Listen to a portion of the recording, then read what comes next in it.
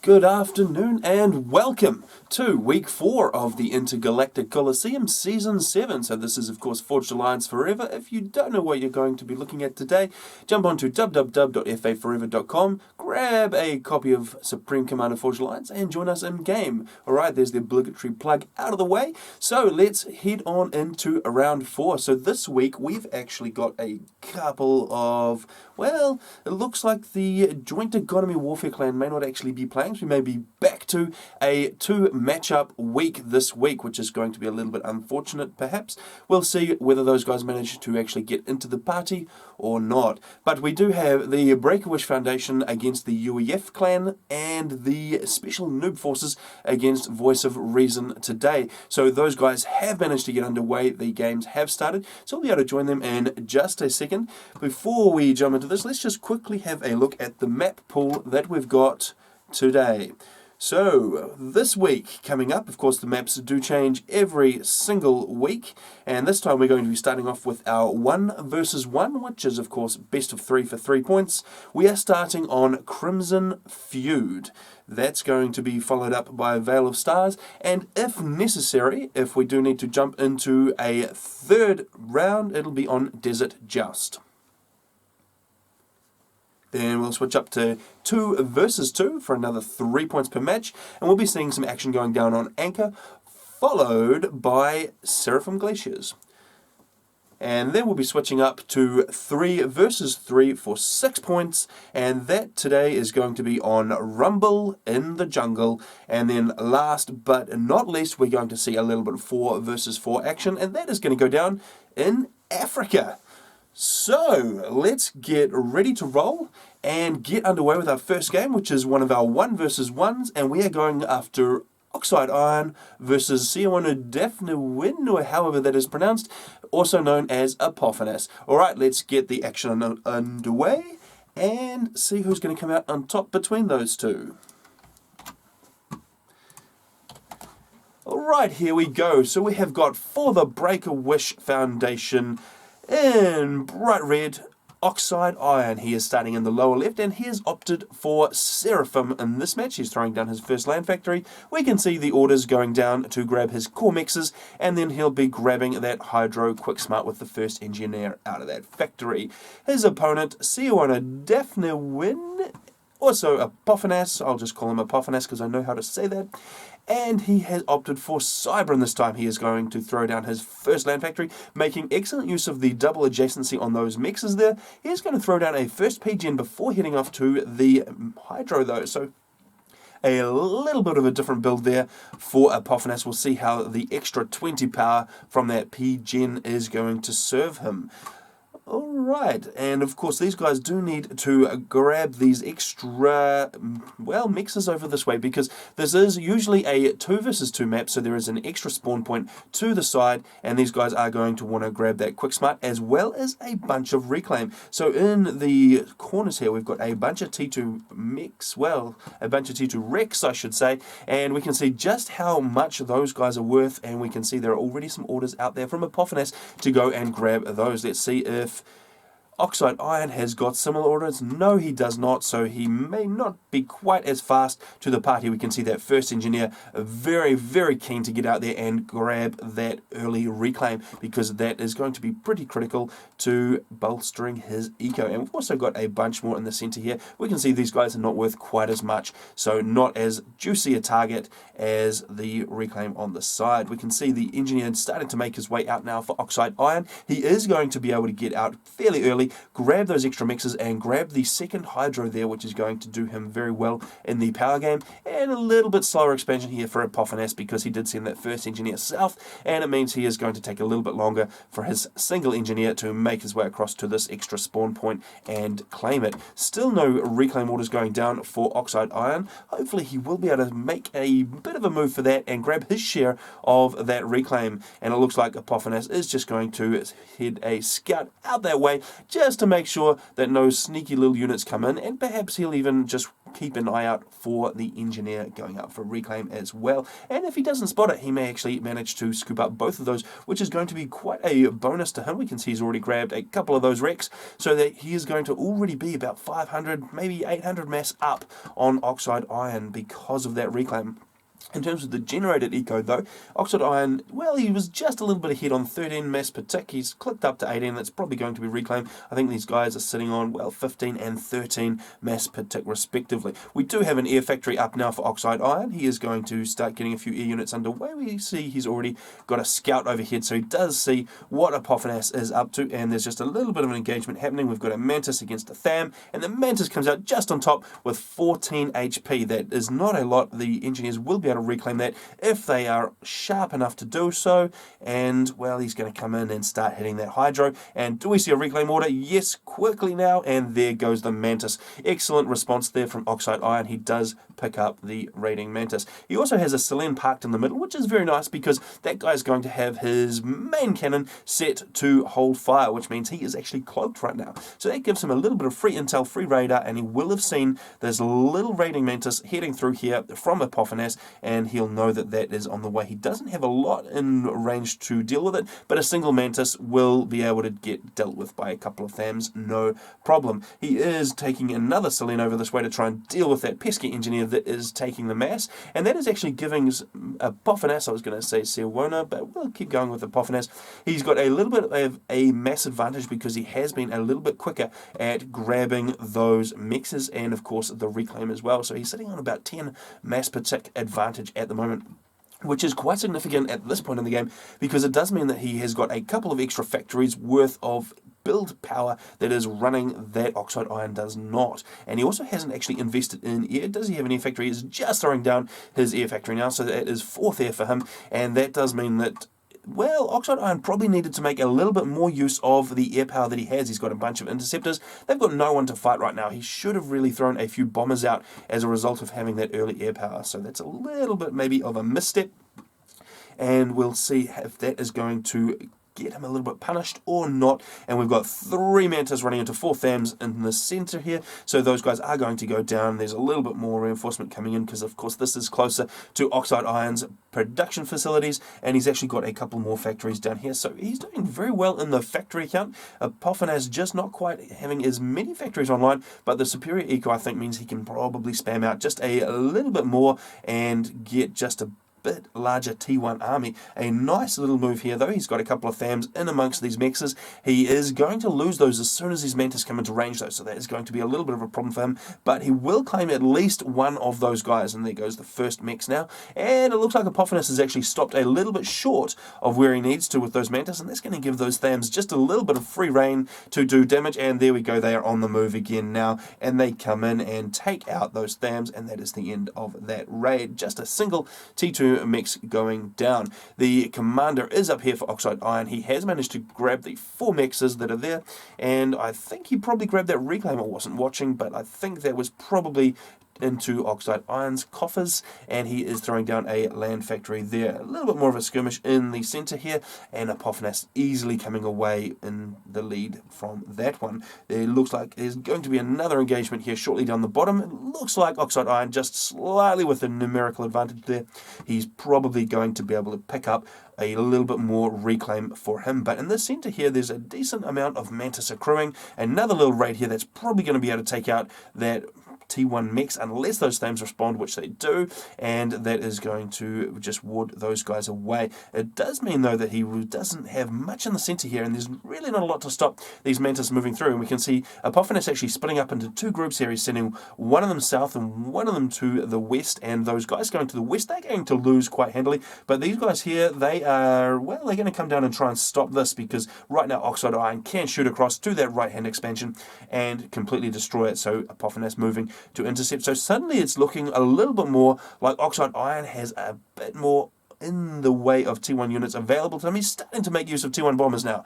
So we saw a bomber just getting a shot away there, doing a little bit of damage to those Mantis, and that'll just help soften up the army for those T1 units to come in, take them out, and get the win, the reclaim, and unfortunately that bomber is completely unguarded, and he does have the numerical superiority in the air, but he doesn't make use of it, and the bomber goes down. So that leaves a decent little T1 army roving around the center here. Is going to pretty quickly come into contact with these Mantis. Oxide Iron does want to be a little bit more careful about leaving reclaim though. So far, Apophis doing all the work of leaving reclaim down Oxide Iron's side of the map, and not too much going this way. So Oxide Iron just not wanting to push those T1 units up because they will die and leave a bunch more reclaim, and he probably doesn't want to park his interceptors there where those Mantis are going to be able to shoot them. So he probably wants to pick those guys up and move them somewhere a little bit safer. It looks like Oxide Iron having a little bit more of an advantage here on the right. A point defense was started there by an engineer, but the engineer goes down, and that does mean that Oxide Iron is free to come in and knock those mexes out.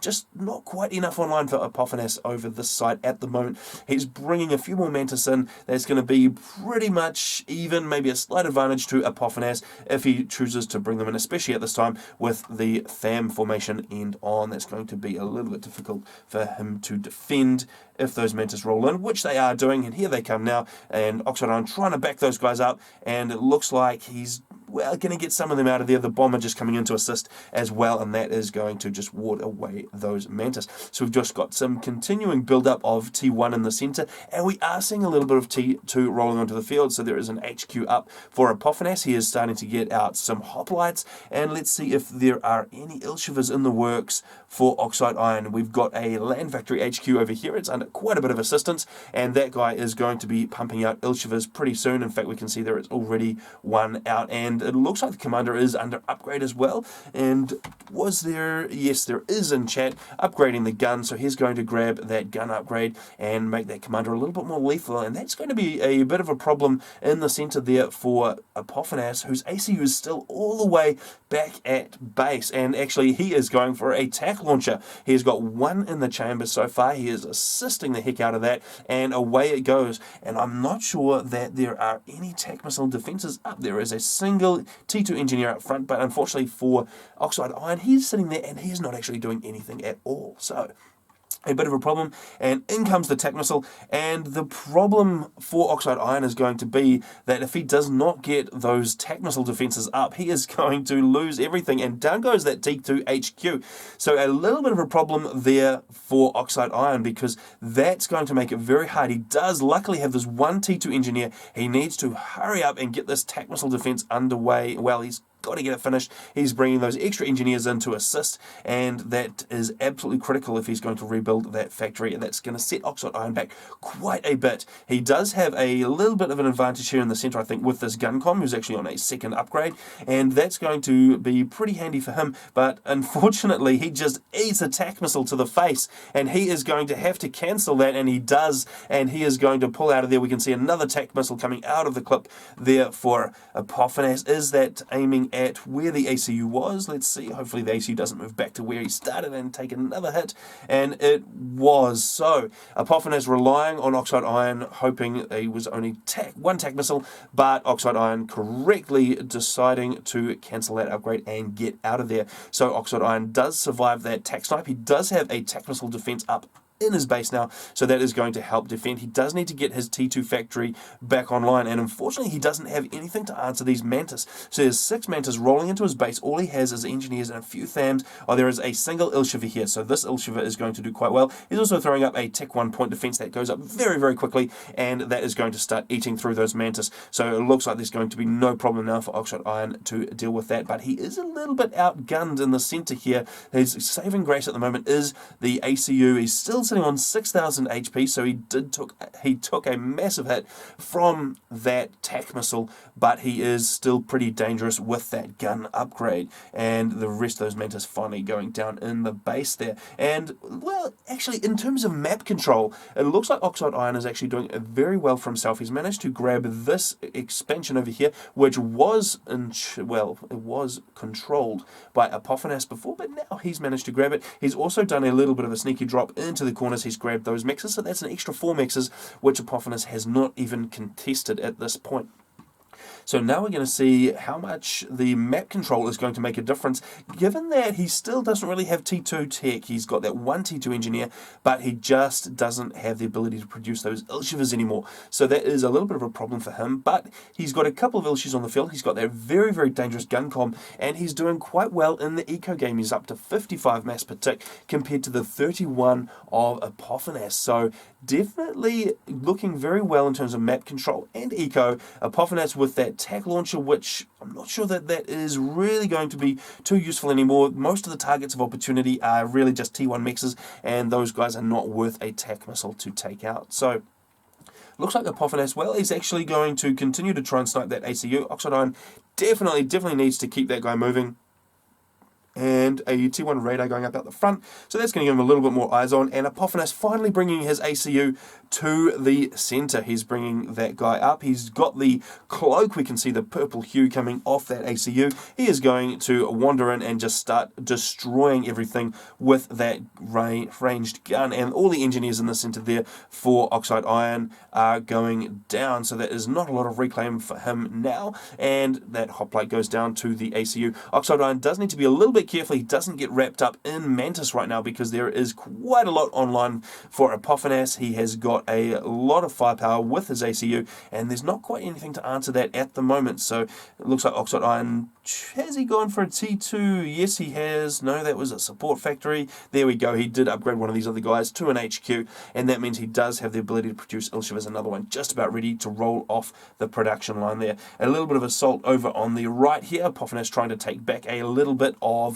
the map, and that's not really going to go too well for him. And there is actually quite a bit of reclaim floating around that these guys haven't managed to pick up, and we'll see if Oxide Iron manages to scoop up what is here. Let's just have a quick look at how these guys are going. So Oxide Iron, he's actually power stalling a little bit right now, so that is a bit of a problem. He does need to get a little bit more power online. I'm not sure whether that was a snipe there from Apophis or what, because, well, the Hydra has gone down and there's no engineers in the vicinity, so he does need to get that built back again pretty quick, and looks like he just hasn't quite built enough power to accommodate what he needs. He is sitting on 4,600 reclaim, and that compares to 3,400 reclaim for Apophis, who is doing much better in the power game. He's floating in, well, it says 50, a couple of hundred maybe power at any one time, so doing very well. That'll give him the opportunity to do some overcharges, and of course 0 overcharges available for Oxide Iron, even if he does get power storage.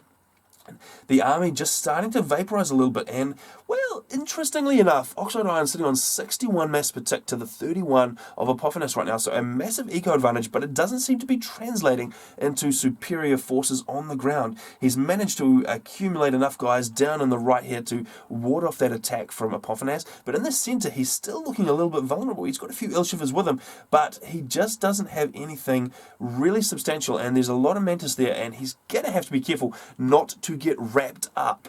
That is potentially problematic. We can see another T1 bomber coming in. That ACU now coming under fire from Apophis's ACU, and he's actually going to start taking a lot of fire, and there's nothing to answer that right now because that Apophis's ACU is cloaked, and he's bringing the Ilshivers in to try and support. He's actually getting caught up in his own units just a little bit. He's down into the yellow, 5,000 HP, and it looks like Apophis is maybe thinking twice about this assault here because he's losing a lot of units to Oxide Iron's forces, and that ACU now is under visible range, so the Ilshivers will be able to start hitting him. He's down to 7,800 HP, and the T1 army is going to pretty quickly melt under the Ilshiver fire. There is a T1 transport coming in. I'm not quite sure what the purpose of that guy is, considering he is empty and landing right at the middle of the field, so maybe not the best idea there. There is a bomber continuing to harass those T1 units. So Oxide Iron, he's looking on the scoreboard, he's looking very, very good, but in the centre here, he is looking very, very vulnerable. He isn't going to be able to withstand much of a push from Apophis. We can see the T1 streaming out of those factories just across the map, and it looks like Apophis is just trying to use that inferior eco that he has just to spam the ever-living daylights out of T1 and try and catch that ACU, who's down to 3,600 HP. And if it came down to ACU versus ACU right now, then Apophis would win, and Oxide Iron manages to get a veterancy, so he's up to 5,400. He's doing a little bit better, but still down at the yellow. He's still losing health pretty quickly, and there are a number of Ilshivers online, but they are going to be able to get overcharged pretty quickly from Apophis. It's not going to be too good. Oxide Iron moving forward, very, very dangerous game here. He's 3,500 HP. He is taking fire. He needs to maintain eyes on that ACU, otherwise he is going to start taking fire from the cloaked ACU, and he is continuing to press with that ACU. It is not very much HP, but the army in the center here for Apophis is absolutely melted under that Ilshiver fire. All of this T1 has been absolutely destroyed. Look at all the reclaim floating around, and Apophis down to 6,700 HP. He is not looking too flash right now, and he is going to back up with that ACU. So now that Oxide Iron has managed to repel that massive T1 assault, we'll have to see what Apophis is going to try next, because he's dumped a lot of reclaim, and this area is still pretty well controlled by these Ilshivers of Oxide Irons. So that's going to lend even further to the eco advantage, and it is still sitting at just about 2-to-1 advantage. 69, well 67 mass per tick to 35 for Apophis. So not looking good for Apophis for the UEF clan at all. He was doing very, very well. He was pushing very, very hard, but I just don't think it was quite enough. And let's just have a look at what Oxide Iron is doing. He does want to be very, very careful, because there is still that tack launcher online. It is still sitting there. It's got 7 missiles in the chamber. That is quite dangerous. He would be able to take that ACU out in a single hit if he was able to get a bead on that guy. So he will need to make sure that he keeps moving, and do not let that ACU sit still for any amount of time, because there are a lot of tack missiles with your name on it. And the tack missile defense is up reasonably well across the main base. Now there's a couple of TMDs. There's T2 power, so that is going to solve the power issues there. And there are a lot of Ilshivers coming in with that ACU. 4,400 HP. Of course, he doesn't want to lose too much, because if he gets under that critical 2,500 HP barrier, then he will explode in a chain reaction if he manages to kill Apophis. So he does want to be very, very careful with that ACU and use it sparingly. And those Ilshivers, well, they're just taking a lot of fire from that gun ACU. So I think the Ilshivers are probably going to have to move back here, because the gun ACU, and let's just check the overcharge capabilities, and well, it's not terribly large amount of power overflow there, but enough to occasionally overcharge. So that is going to be quite dangerous for the Ilshivers, and we can see that he is backing those guys up now. Not quite enough to be able to assault the main base. He does have a few Ilshivers over this side as well, and some hoplites are being dispatched to try and deal with those. He's gonna, yes, he quickly catches onto that, and he brings the Ilshivers forward. Those guys are going to rip through those hoplites if they get into range, because hoplites, of course, they've got superior range, but not a lot of HP, so the Ilshivers will be able to make short work of them if it comes to it, but both guys deciding to back up there. Let's have a look at, well, the map control still has not really shifted. It's still Apophis hemmed into his corner.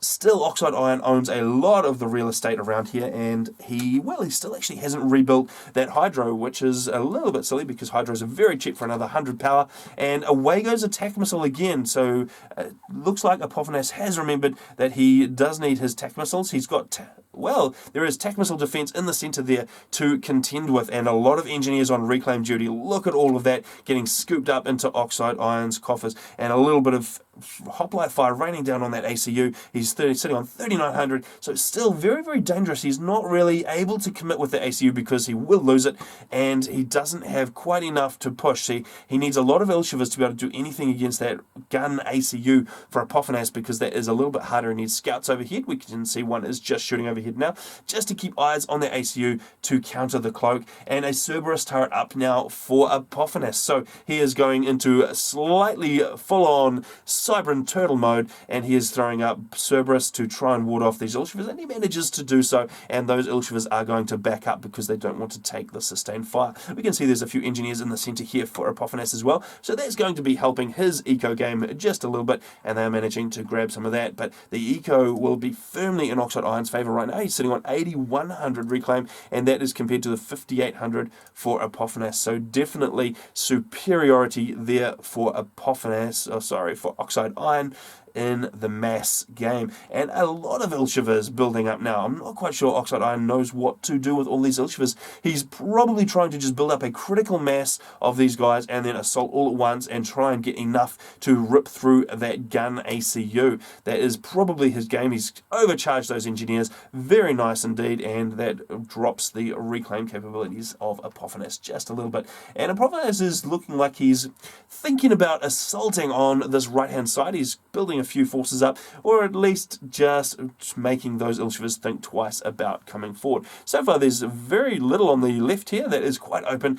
Apophis would be able to throw a few Medusas around that side and do a little bit of damage. It probably wouldn't take too long for Oxide Iron to counter that with the fast-moving Ilshivas. Oxide Iron only sitting 4 kills away from another rank of veterancy, so he is going to very quickly grab another rank on that ACU. He's sitting on 8k, so he's actually down into the yellow, but he's on 18.8 maximum HP, so his ACU is looking very, very dangerous. He needs to quickly overcharge a couple of these other units and get that rank of veterancy. 2 more kills is all that is required, and he will get a few more HP. There goes an overcharge on the Ilshivas, and that does quite a bit of damage, and looks like Oxide Iron is just going after some more units. He needs, there we go, 1 more that clicked over, and that brings him up to 12k HP, so a very, very healthy looking ACU, even if he is still into the yellow at this point.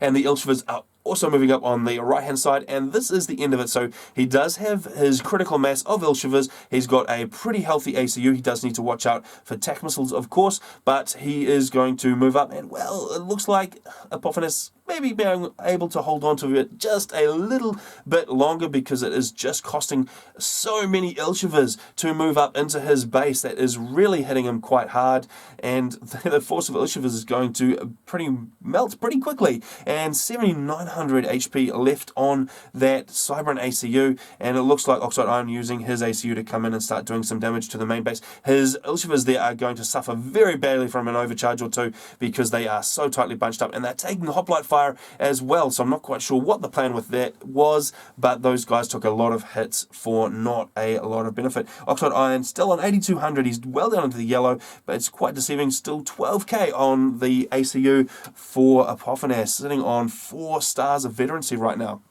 So he also managed to grab a little bit of vet, and he is coming out with his ACU. There's a lot of reclaim being dumped right on Apophis' doorstep. If he can survive this assault, he will be in good reclaim stead, but the last of his forces go down, and that actually means that his ACU is starting to take all of the fire from all of the Ilshivas and from Oxide Iron's ACU, sitting on 9k HP, and that is going to pretty quickly melt through what Apophis has. So this is now starting to be the very, very final stages of the game, and that is going to go down to Oxide Iron, and we can see that there are actually Othams online for him as well. So just in case the Ilshivas weren't enough, that will clinch it for him. And there goes the ACU, and that is the end of that game. So some nice play there from Oxide Iron, and that is going to give the first of the best of 3 to Oxide Iron.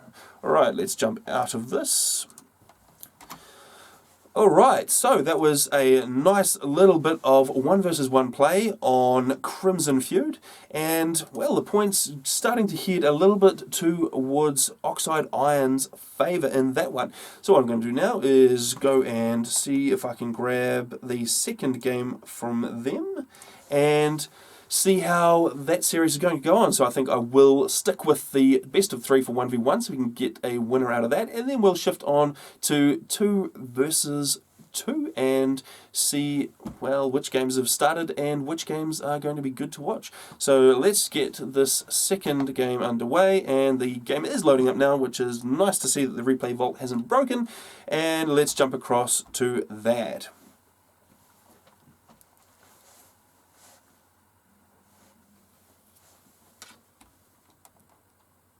And eventually we're going to load up and start the game. Here we go. And, well, it looks like they've actually already skipped through to the final Veil of Stars, I do believe, which means that the second game must have gone Apophis' way. That is interesting. So let's just go and see how this game is going to go down. So on the left, we have got Apophis in the same yellow color we just saw. He has opted for Cybran. He is throwing down his first land factory. We can see there is a bit of a plan to get some PGNs down, and then go land, and then third air. On the right hand side, Oxide Iron once again in his red, but he is opting for Cybran this time. He has thrown down his first land factory, and it looks like a very similar build order from him. He's going to throw down some PGNs, grab some core mexes, and get a third air. No, it's actually land for him. So land spam all day for Oxide Iron. Alright, so he's got his first engineer now out of the gate, and he is going to do a little bit of manual reclaim and a little bit of expansion. So we can see grabbing the mechs there, going out and grabbing the hydro for a little bit of power. And the expansion on this map is going to be, well, a little bit slower because the mixes are reasonably spread out. There's no quick, well, extra spawn points that you can jump to, and you are going to have to zoom across the entire map with engineers and grab those mixes, and that's going to be a little bit slower and very much more prone to raiding.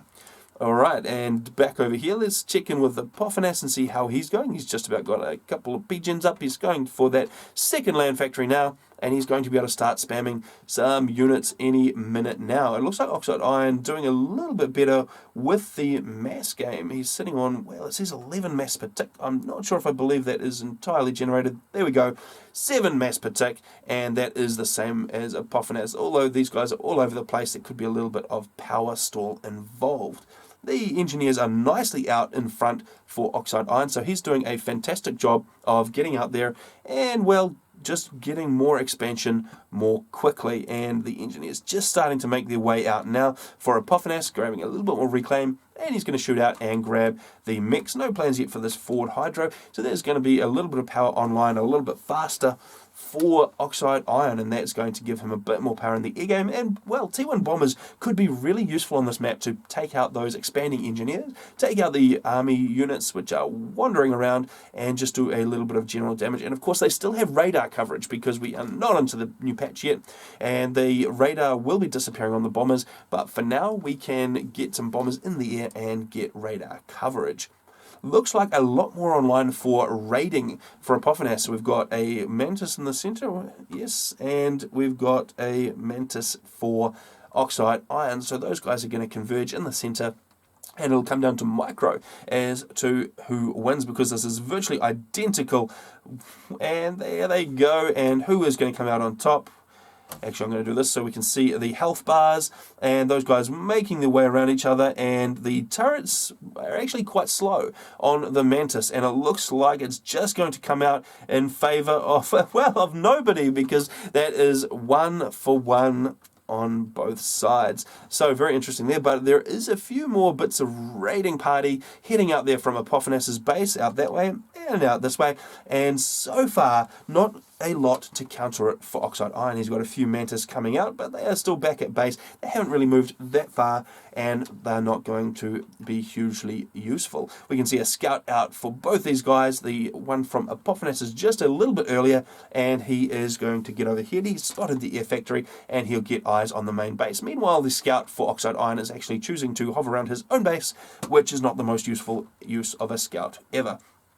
Alright, the raiding unit is coming in here from Apophis. He will be able to take out that forward radar, but there are a bunch of Mantis coming in to intercept from Oxide Iron. They don't actually have radar coverage, so when the scout goes down, those guys are going to be a little bit blind, and it's going to make it a little bit harder for them to find the enemy units. And it looks like Apophis is actually turning back with those guys, so he knows that is coming. There is a scout overhead, so instead of taking out that scout, he is going to pull back. He does have some vulnerable engineers cruising around outside, but well, we'll see if Oxide Iron is actually going to use some of these guys for raiding, or if it's just a purely defensive maneuver and putting those guys as a deterrent.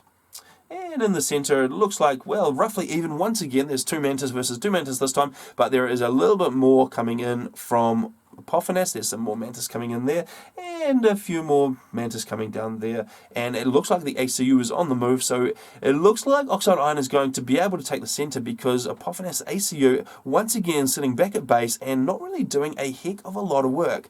So he is going to sit back here. He's choosing to build power, and that's going to mean that there is a lot more combat capability in the center here because of that extremely beefy ACU for Oxide Iron. So that is going to be problematic, and, well, it looks like these raiding parties are going to go right around each other. So Oxide Iron around the top and Apophis around the bottom, and they're probably going to be able to get into each other's engineers. And if I was Oxide Iron, I'd probably want to grab a couple of these Mantis and send them out across, looking for engineers sitting on the massive extractor points and just clamping those down. Now, I'm not sure if Apophis knows what he's running into here, because he is about to run those Mantis right into the ACU, and we'll see if he chooses to back those guys up or if he's going to lose them. And he looks like he's going to try and, well, just wander straight past the ACU. Not the best plan plane ever, because an ACU is going to make pretty short work of a bunch of 5 Mantis, and they all go down. That is the end of those guys. That's just a little bit more mass that is on the way to Oxide Iron. And this raiding party doing a very nice job of coming in against the Hydro. It's going to take out that engineer, and he probably should just sit there for a minute and take that Hydro down, because that is going to be a problem for Apophis. Let's just have a quick look at his parry. Sitting on 460, he could actually withstand that Hydro going down and not stall right now. And Oxide Iron, he is as well a little bit short on power, so he definitely would not want to lose any power right now. So a raid on Oxide Iron's Hydro would be very effective, but not quite as effective if he's hitting Apophis. Those Mantis are going to sit around now and be quite vulnerable, actually, and he's starting to move them now. He does have a little bit of an issue on his hands, and that is called a Jester. So there is not much of a response right now. He doesn't have much air, so there's half a dozen interceptors out for Apophis. How many has Oxide Iron got? He's got almost similar numbers. So fairly even in the air game. Well, actually, there's a couple more interceptors. There's probably a very slight advantage to Oxide Iron at this point, and there's a little group of Mantis making a pain of themselves, cruising around, destroying things, and looks like one of those Mantis are going to come down here, and if he's very lucky, he's going to spot that engineer and take him out before he finishes the factory. But I'm not sure he's going to do that. He's issued the move order for the Mantis just a little bit far away, and I don't think he's aware that anything is going on. Meanwhile, this raid manages to take out a couple more mixers. The Jester's still getting to work on those guys, and there's a few Mantis left here, and they are slowly taking out that mass extractor. The income is pretty even at this point, so obviously these guys doing a pretty good job of raiding each other's outlying mixers and just doing damage. It is a little bit in favour of Oxide Iron, though, sitting at 20 to 17, so that is a little bit of advantage, but I'd say that Apophis is probably doing a slightly better job of getting groups of units out and about to do damage right now, and these guys are just going down to this Jester. So this Jester doing very, very well. There is nothing in the air at the moment, and it looks like Oxide Iron is going to try and force an air engagement. He's bringing his interceptors in. He's going to go, well, I thought he was going to target the Jester, but he does need to take out the interceptors first and make sure he wins air control, and then he'll just be able to pop that Jester off because he's got more than enough interceptors. So now he's got a pretty significant advantage, but the interceptors are landing for Apophis, which is interesting. The Jester goes down, and it's still a pretty significant numerical advantage to Oxide Iron, and it looks like he finally has brought that Mantis in. He's managed to get it around the back because it was hitting the factory as it was building, and he's just probably going to be able to take that engineer out before the factory completes. So a little bit of a win there for Oxide Iron, managing to snipe that engineer out. A bit of a push here for Apophis. He doesn't quite have enough to get through, though, because there are a bunch of backup units coming in for Oxide Iron. He's going to redirect those units up to take out this radar and any mixers that they can find. This mix up here destroyed by more raiding units. Excellent multitasking from these guys, taking out all of these outlying mixers. Another little push here from Mantis, but those guys are streaming in just about one at a time. He does need to get those guys into a little bit more of a formation, because he's going to lose them to this inferior group of Mantis because they're streaming in. So he does need to sort that situation out. He does have a little bit more numerical advantage in the center as well, so he is going to be able to make short of work of those. So in pretty much every theatre, he is sitting on at least as many units as Apophis is, so he's doing very well in his unit count and distribution across the map. He just needs to get in there and make it count. He does need to make sure he keeps on the air control as well and gets rid of these pesky Jesters. Alright, the small units disappearing there for Apophis, and now the income is starting to swing quite significantly in Oxide Iron's favour. It's sitting on 29 mass per tick to 15 for Apophis. So Apophis really feeling the raiding, and he's going to be having trouble producing units right now. Let's just quickly check in on him and see how he's going. It's minus 21 mass per tick, so he is stalling quite hard, trying to produce the units out of the factories he does have. Meanwhile, Oxide Iron, let's just have a quick look at him. He is sitting pretty comfortably in, well, just in the negative, which is where you want to be for mass, and so he is looking in a very, very healthy spot indeed for mass income right now, and it looks like these Mantis are going to go down to the counter force there for Apophis, and that is going to leave a little bit of reclaim there, which Apophis badly needs, and he does have a couple of engineers in the vicinity as well, so he'll be able to grab a bit of that mass, and we can see that that engineer is doing exactly that. He is doing an attack move to scoop up any reclaim he finds on the way.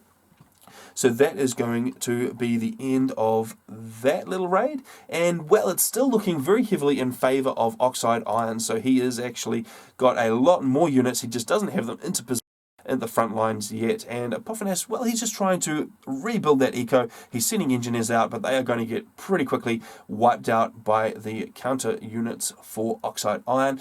And there goes a few more Mantis, unfortunately for Apophis, running into a superior numerical advantage of Oxide Iron. The ACU is still in the centre, not really doing a heck of a lot. I wonder if Apophis may go for a silly tack missile strategy or something like that.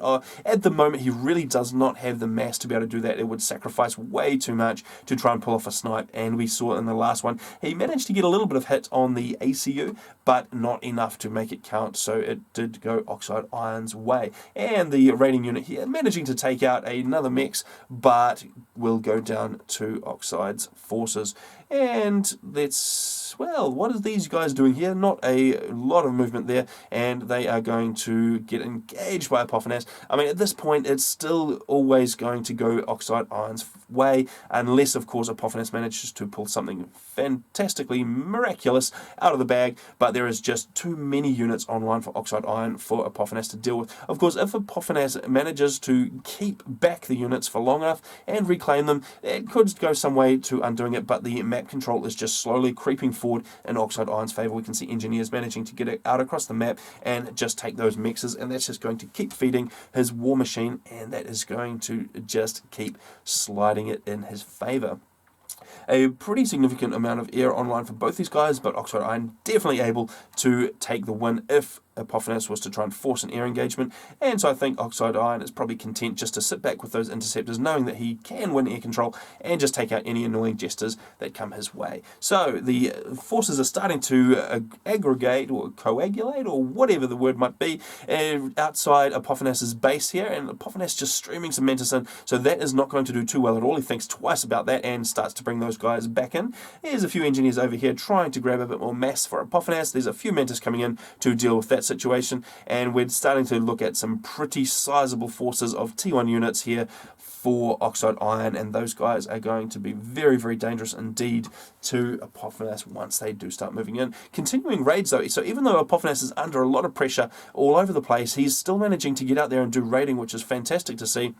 Still getting out, trying to do what he can. Unfortunately, these Mantis are going to run into a superior force once again, and Oxide Iron just doing a fantastic job of having enough Mantis in enough places to deal with everything Apophis can try and throw at him right now. And that Hydra is going to go down once again. These guys sitting pretty even on power right now, 705 to 720, and that is going to now drop in Oxide Iron's favour. So Oxide Iron going 2-1 mass advantage once again, and I'm not sure there's anything that Apophis can really pull out of the bag. He's going for a upgrade there on the ACU.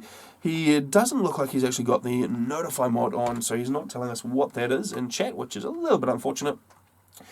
But I'm not sure that there's any upgrade that he can throw on his ACU right now that is going to make the difference. Perhaps if he had a lot of power and he managed to get gun and cloak, then, well, gun and stealth, I should say, he might be able to do a lot of damage to these T1 armies, but he would need a lot of power for a lot of overcharges. I'm not sure that he has quite enough. There must be about 50 Mantis online in the centre here. That is just very, very problematic for him, and I think it's just a case of Oxide Iron building up his forces, making sure that he has got enough to do a final blow and dispatch that, and a lot of scouts overhead for Apophis, just making sure he's got eyes on that army, and, well, no movement from the interceptors to shut that down from Oxide Iron.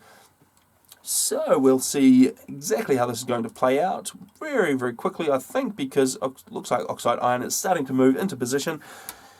Or not, he might just be showing the end of his formation to Apophis, maybe trying to goad him into attacking, perhaps. I'm not quite sure. Apophis managing, well, let's just do a quick count up of the Mantis here. So we've got 100 exactly for Oxide Iron, and to counter that, there are 36 for Apophis, so not looking too healthy, and of course the mass game is sliding ever in Oxide Iron's favour, 55 to 21. So a massive, massive advantage, and pretty much gives Oxide Iron the choice of what he wants to do now to try and kill Apophis. What have we got on in the way of tech upgrades? There is a Tech 2 Air Factory, so perhaps Apophis is thinking Corsairs, maybe, but he still doesn't have air control. The Corsairs will go down very, very quickly to this T1 Air Force that Oxide Iron has, so I'm not quite sure what he can do with that. He doesn't have a T2 land factory. He has got everything paused right now. In fact, he got that for a T2 transport, which is probably going to mean ACU drop. And he's making his way towards that Dragonfly now. He is going to hop into that in just a second. Unfortunately for him, the scout from Oxide Iron goes right over here, and he has now got eyes on. I wouldn't be surprised if all the interceptors start moving. No, don't tell me you missed that. It looks like he may have actually missed that. And the interceptors are static for Oxide Iron, so he is going to completely miss that opportunity to take out the ACU for Apophis in the air. That would be very, very quick at the moment. It would not take long at all to bring that ACU down and end this. Now, I'm not quite sure what the plan is here for Apophis. I'm not sure whether he is running away or whether he is trying to do something that's actually going to hurt Oxide Iron. But there's pretty much nothing he can do, actually. Even if he drops right beside this ACU, and there's an autogun going down there for Oxide Iron, so I think he is aware that the ACU is coming in, and in come the interceptors, and are they going to be on point? They are going to start raining fire down, and there goes Apophis. So Oxide Iron managing to catch him in the air, and that is the end of that. So that means that is the first 1v1 finished between Oxide Iron and Siawona Daphnewen, who is, of course, Apophis, and that means that is going to be 3 points into the coffers for the Break-A-Wish Foundation clan. So let's jump back out of here. Alright, so a nice little bit of play there. Unfortunately, Apophis just not managing to make any plays, which managed to clinch a victory for him. So I think we did actually miss the middle game of that best of 3. So Apophis managing to pull out a win there. So very, very nicely done for him. But unfortunately, just not quite enough, and it does go to the Break-A-Wish Foundation. Alright, let's just have another quick look at our roster and see what we can see. So this week, of course, is round 4 of the Intergalactic Colosseum. So this week we had the E-Clan against the Jew Clan, the Joint Economy Warfare, and unfortunately Jew did not turn up. So that is one less matchup that we get to see. So unfortunately, once again for the E-Clan, no games. So they only managed to actually get 1 week's worth of games in the 4. So not looking too good for them. And then we also have Break-A-Wish Foundation against the UEF Clan, and that is what we just saw at the start of. And then SNF, Special Noob Forces, against Voice of Reason. So let's go and have a look at, there is let's see. There's Chosen against Ajax. That could be a nice little matchup. So what I might do is jump into the replay vault, and hopefully it's not going to be quite as slow this week as it was last week, and we'll see if we manage to get that. So unfortunately for E-Clan, no matches once again. That is going to hurt them on the scoreboard. They did very well last week against SNF. They managed to pick up all but 3 points from their matchup, and that's put them in a pretty good position on the scoreboard, but unfortunately they will have to do some make-up games at the end of the season just to get the prerequisite number of matches played to get the points that they need. Alright, so let's just do a quick search in here. We'll look at Chosen and see if we can find that 1v1 against Ajax and see how those guys got on. So we've got, actually looking at this, I might have forgotten my map order. I believe Vale of Stars was actually the second map. So no, I was talking complete bollocks before. It was, I only went to the second match for Oxide Iron versus Apophis. The third map is Desert Joust, I believe. So that is going to mean that Apophis unfortunately did lose both games. Alright, so let's jump into the Crimson Feud match. This is another 1v1. This time it is SNF versus Vor, and we're going to see who's going to come out on top between Chosen and Ajax. And go.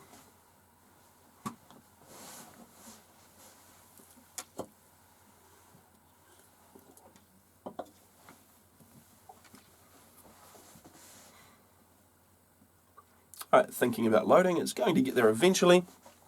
and we'll see some action. Here we go. I hear the game noises and clunk, clunk, clunk.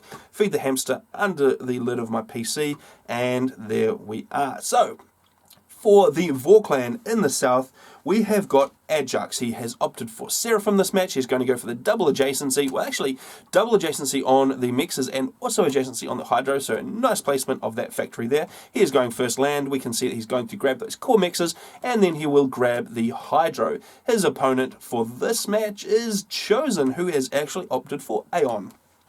So we'll see how the extra range and extra fragility of the Auroras goes against the Seraphim units this one. So he's going to throw down his first land factory. He is actually going to throw down a little bit of early power as well, so we can see a couple of P-gens in that early build along with those core mixes, and then it'll be after that which he gets the Hydro underway. Now, of course, we saw in the last game it's very, very critical to grab the expansions quickly, and of course the reclaim. So we've got reclaim down here in the form of T2 Rex, we have got reclaim in the center in T1 Rex, and then we've got reclaim in the north again for T2 Rex once again. So it is a bit of a rush. We did see last time Apophis made a very early play with an engineer to get out and grab that reclaim. That worked quite well for him initially, but unfortunately he wasn't able to withstand the Ilshiva spam that Oxide Iron threw his way. And is there going to be an engineer heading towards the reclaim? No, not yet. So there is no first reclaim engineer, well, for either of these guys. And it looks like Ajax is going to go with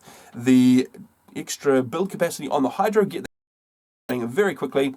He's getting his second land factory underway with a couple of engineers, and he is moving his ACU down to grab the expansion. It looks like Chosen this time is actually going to sit back with his ACU. He's only just getting his Hydro up now, and he's going for a second air factory. So that's going to give him a little bit more power online in the air game, but I'm not sure if he'll be able to outspam the extra land factories that Ajax is throwing down. So it'll be an interesting matchup, especially because, well, actually I would have thought that Ajax might have been the one that would go for a early air factory, because the fragile nature of the Aeon units, we all know the Auroras, because they get to float, they have got less HP than the other mainline tanks, and that actually means that he is going to lose those guys to a single T1 bomb.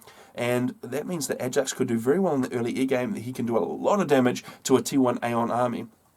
So far, Ajax is content just to throw out a few Selens. Of course, those guys will be set to hold fire. They will be cloaked, be completely invisible, and that's going to give him a little bit of eyes on of what Chosen is doing, and Chosen running a land scout right past that guy, and so Ajax will be aware of that right now, and it looks like Chosen is trying to do a little bit of a raid, so he's bringing in, well, there's a flare and a scout, so those guys are going to come in and I think he managed to spot the ACU in the center there and is aware that he can't really progress with that, and he's going to shoot back out this way. There is a bomber coming out. Unfortunately, that bomber is not going to slow down the expansion too quickly because it can't do anything against the ACU, so he will take out that one engineer, and there it goes. But that's not going to stop the ACU is there. So now Chosen will know the ACU is sitting down at that expansion. He goes up this way. He's going to try and make a nuisance of himself with those bombs, and down goes an engineer. So it is going to be a case of getting as many bombers as he can over the side of the map and trying to lock down that air production, take out the engineers, and cause as much damage, because that was an early investment that he made, and he's going to be a little bit lacking in land units to counter what Ajax is doing. So Ajax is throwing himself a little raid up here, and there's a THAM inbound, and unfortunately not much to stop it. There's only a couple of flares, I was going to say, but there's actually only one. There's a bunch of scouts and a single flare, and those guys are going to have a very difficult time taking out a THAM. So Ajax is going to be, well, he's going to come out slightly ahead in that engagement because there's just nothing. There we go. There is an Aurora coming in, using its superior range to start bearing down on that THAM, and that will push Ajax back. And that means that Chosen will very, very briefly manage to hold it, but of course, a bunch more THAMs coming in, and he just doesn't have anything to deal with that. Is there any defense going down? No, he's throwing down some T1 P-gens, and I'm not sure if he's quite aware exactly how much is coming in from Ajax, and he doesn't have anything to counter that right now. The bomber down here for Chosen, managing to do a little bit more damage. We can see there's a few more wrecks there, but unfortunately not managing to stop Ajax, and Ajax does have interceptors out, he does have scouts out, and that means that these guys are relatively even in the air, and Chosen hasn't been able to do a huge amount of damage from that early air factory and early bombers.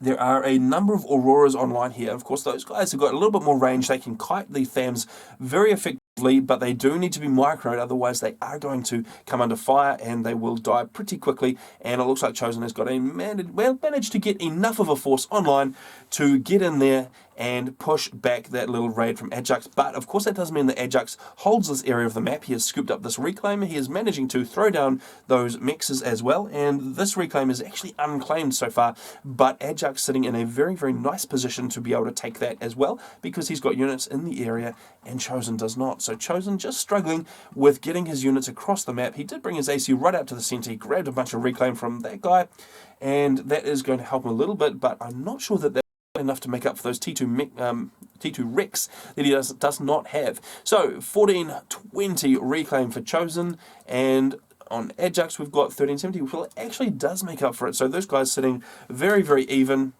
in terms of reclaim at this point, and Chosen deciding to make a little bit of an assault. He's going to come in. He does coverage with those scouts. That means he will be able to use the Auroras to do a bit of damage to those THAMs, and a T1 PD is going up from Ajax there, and that is going to be a very big problem for the Auroras. If that gets completed, it will mean that T1 artillery will be required from Chosen to make any headway there.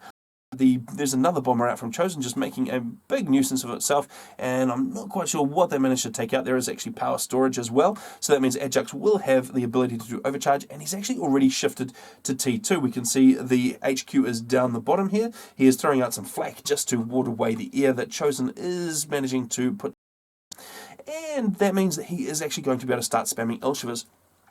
So it looks like a little bit of a missed opportunity there for Chosen, because he did have, well, he had a little bit of an advantage while that upgrade was going on for Ajax. Ajax would have been low on unit production while it was going on, and unfortunately for Chosen, he hasn't been able to make enough headway from position that he was in, and it means that Ajax is now sitting on T2 so he can produce Ilshivas, and Chosen is just lacking a little bit. Well, actually, I say that, but he does have his HQ up and running already, so he will be able to produce Obsidians, and they don't manage to match the range of the Ilshivas, but they do still pack a punch. So he have to get as many of those guys onto the field. Actually, he's going for an upgrade, so he's going to throw down, well, that's interesting. I'm not quite sure what he's done with his Notify mod, but it looks like he has switched language to something that I cannot read, so we'll just have to leave that. Alright, so the Auroras are melting reasonably quickly under THAM fire, but they had enough of a numerical advantage that they were able to win out, and they are starting to move forward. Unfortunately, that T1 PD is complete, and there are no T1 artillery in this mix, so those Auroras are not going to get very far at all. Another little push in the center here is going to pretty quickly die to a bunch of THAMs, and we can see Ajax is also on upgrade. He is going to counter Chosen's upgrade with one of his own, and those guys are probably going to meet in the center and start hammering away at each other. And we can see the first Ilshvar is now out to the center, and he is going to wander over towards Chosen's units. No, he's just going to join the THAMs on the front line there. This flak is running around. It is making a big nightmare for those T1 bombers, and well, actually those T1 bombers are on guard duty at the moment because Chosen doesn't have any units over this side of the map to be able to defend against these THAMs, so he's using those T1 bombers to come in and just do a bit of damage to that. Okay, Chosen has managed to, he does actually have Notify on, so he's got his gun upgrade and he is starting to move forward already. Does he have enough for overcharge? He is actually, well, floating a lot of power right now. He's only got 4k in storage. Where is his energy storage? Is there not one under construction? That seems interesting that he's floating 400 power, which is enough to keep running overcharges, but he isn't actually putting a storage together to be able to make use of that. And right now I betcha he's wishing he had that overcharge because he's just found an Ilshiva. So he will be wanting to quickly throw together a storage to be able to do that. Am I missing something? No, he's sitting on 4k storage, so he does need to get that up and running so that he can use the overcharge. He's actually sitting on 700 power to 440 for Ajax, so a massive advantage there in power generation. That means he will be able to overcharge the heck out of any Ilshivas that come his way. But of course the problem for him is going to be if Ilshivas sneak around the back, he doesn't have a lot to deal with them. The Ilshivas have got a lot of firepower. They can deal with the Aurora easily because they've got great range to match the Auroras, and that is going to be a problem if there's Ilshivas sneaking up around the back and getting all into the build power and mass generation. Chosen has actually managed to accrue a pretty sizable T1 force.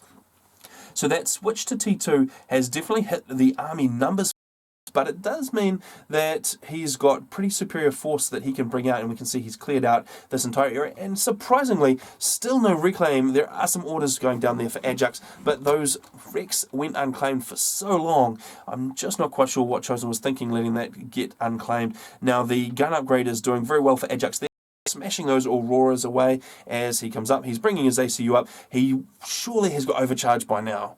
And yes, there we go.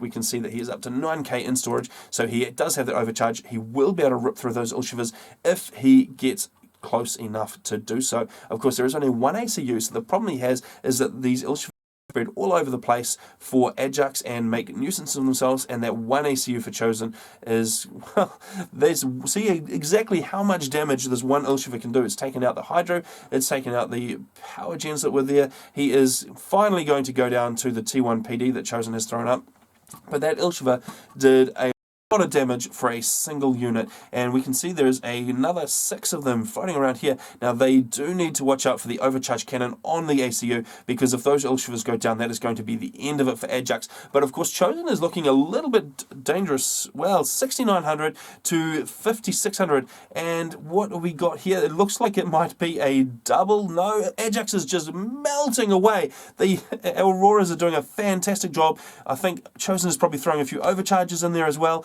and that is going to go down, and that leaves Chosen with just 2,400 HP after the ACU explosion. But Chosen does manage to take it. There is a T2 PD in the mix as well for Ajax, and will Chosen die in the aftermath? No, the game is over. And that is the end of that. Chosen coming out on top, so that puts him 1-0 up in this best of 3. So some very nice play there from Chosen. He did actually manage to get some obsidians produced, and they were just about to the front line when he pushed in and managed to kill Ajax. So I think the issue there for Ajax was just the lack of units caused by that T2 shift and going to the Ilshiva production. Of course, Ilshivas are quite expensive. Alright, let's jump back. Here we go. So, a nice result there for the SNF clan, going 1 up in the best of 3 against Ajax with Chosen. So we'll see if they manage to capitalize on that and get some more points for the SNF clan, or whether Ajax can come back. So we're going to jump over to the Veil of Stars map now, and we're going to see how they get on Game 2 of this best of 3 for Intergalactic Colosseum Season 7. And there's the loading screen. So we'll be into the game momentarily.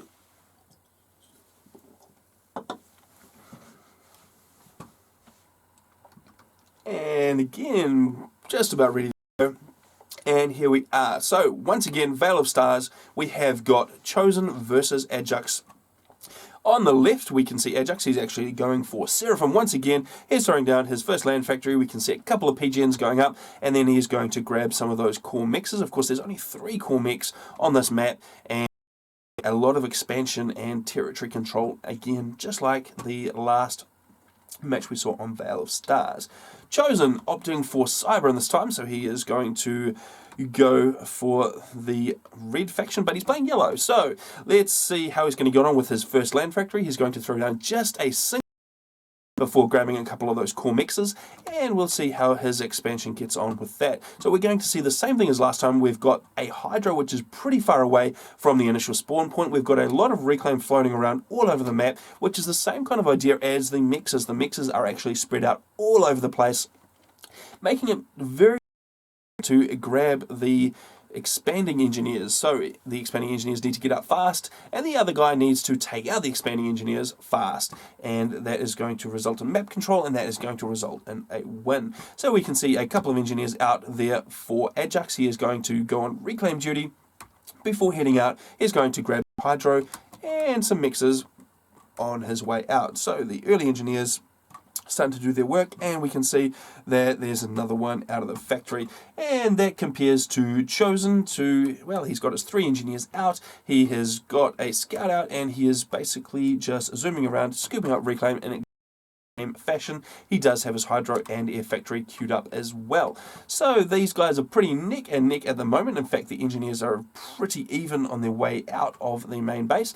Last time we did see a pretty good advantage to Oxide Iron, I believe, with the early engineer expansion, but this time these guys are a little bit more even.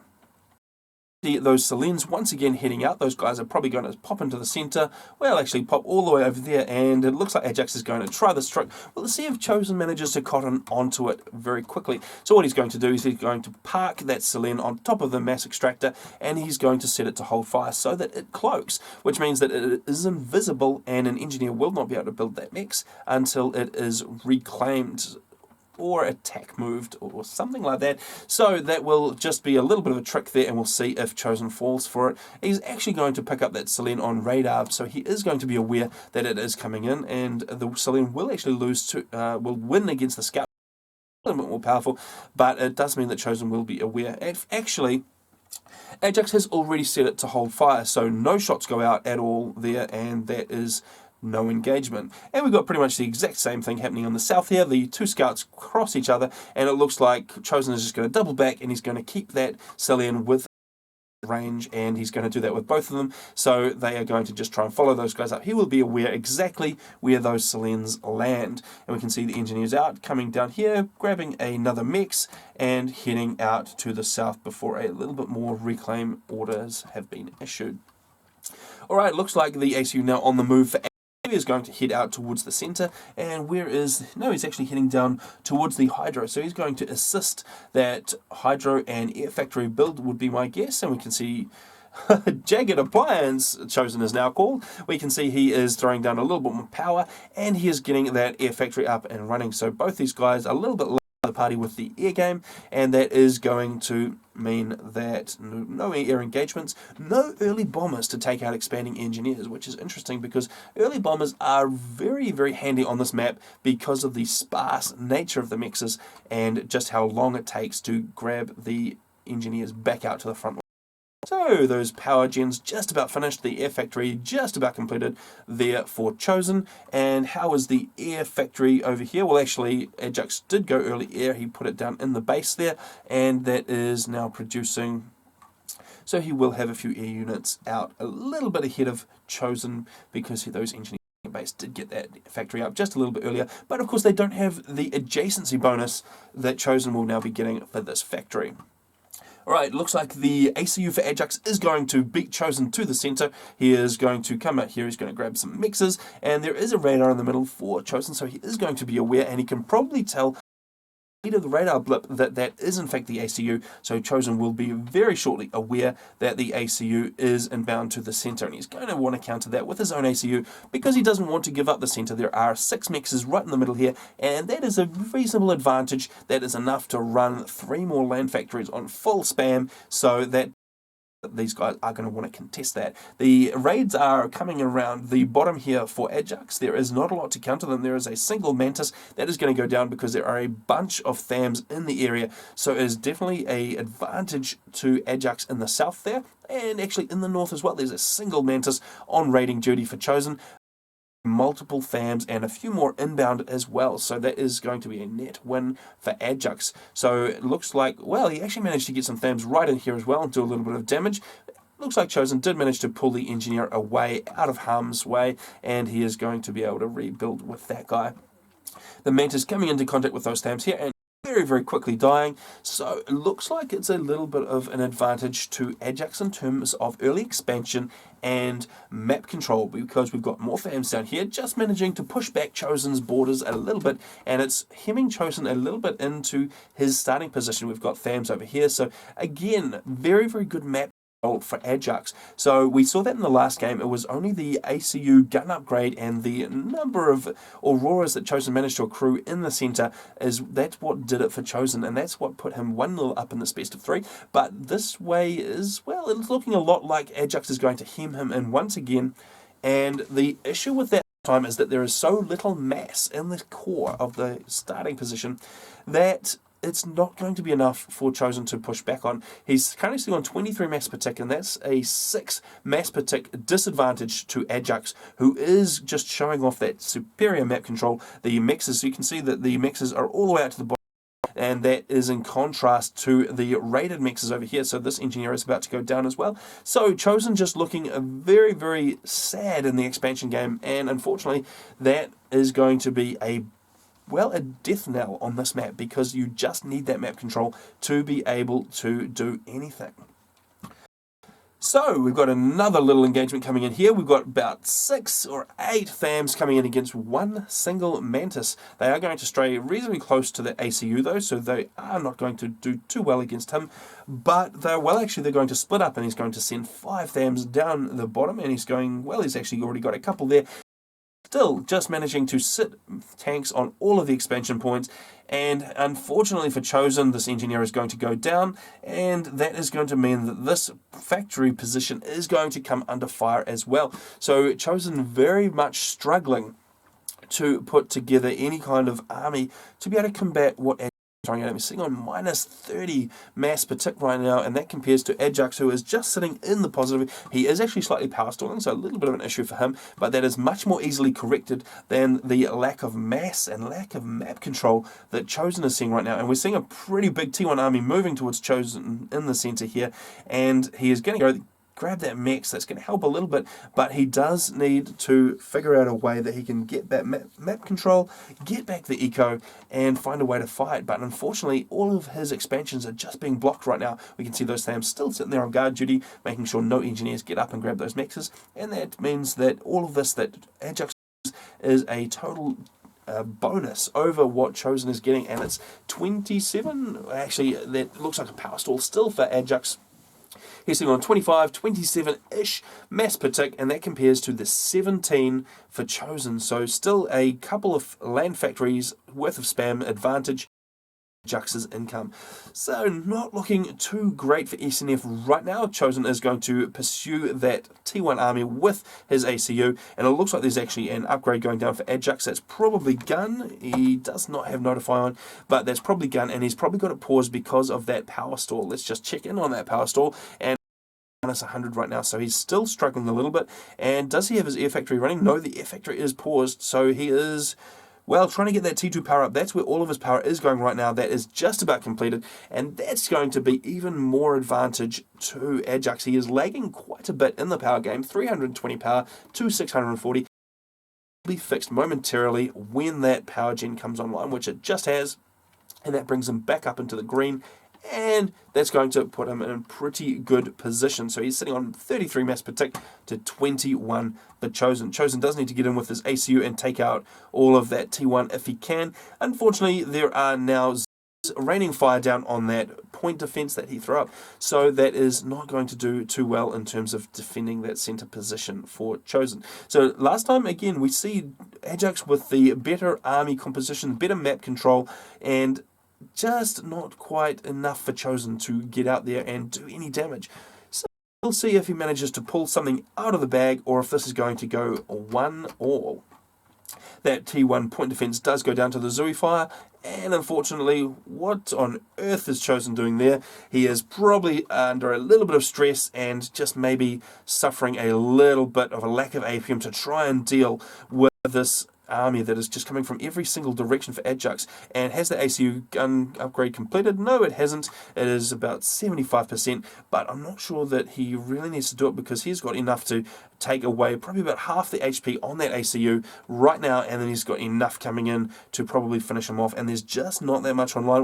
Is a reasonable sized army there for Chosen. It's going to be able to fight reasonably well, but it's a little bit out of place at the moment, leaving that commander just a little bit vulnerable, and he is actually turned around and he's heading back in. And if I was him, I'd grab the reclaim, exactly what he's doing, and he is going to head back out of there, because he does want to steer clear of that T1 army. There is enough there to cause serious problems for his ACU, and he's trying to block the raiding unit coming around the side.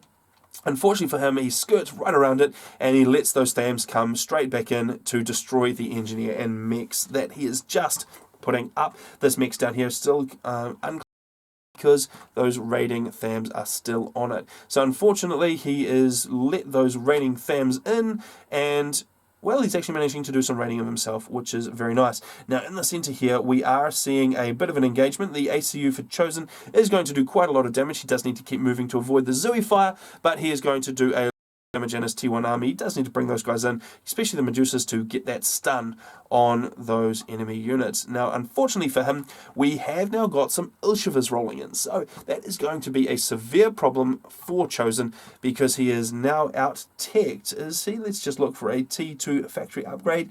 And yes, he does actually have that there. He is throwing together some hoplites. So he's trying to combat the range of the Ilshivas with the range of hoplites. Unfortunately, just stepping a little bit too close with his ACU there and coming under a lot of fire. We can see just how quickly that Cybran ACU loses health to the T1 army, and he's going to get caught up on his own Mantis. He is taking a lot of fire. He does a pretty good amount of support from his own units, and he is down into the yellow, 6,400 HP, and Ajax is going to back up. And how is this raid up the top? The raid has stalled and managed to take out Amex of Ajax's, but he is forgotten about those units, and unfortunately for him, there is now an Ilshiva and a point defense, which, well, is going to pretty sadly stop the Mantis raid. And a counter raid, once again, this engineer trying to rebuild this mech for about the 10th time, and unfortunately it is going to go straight down to a bunch of Thams once again.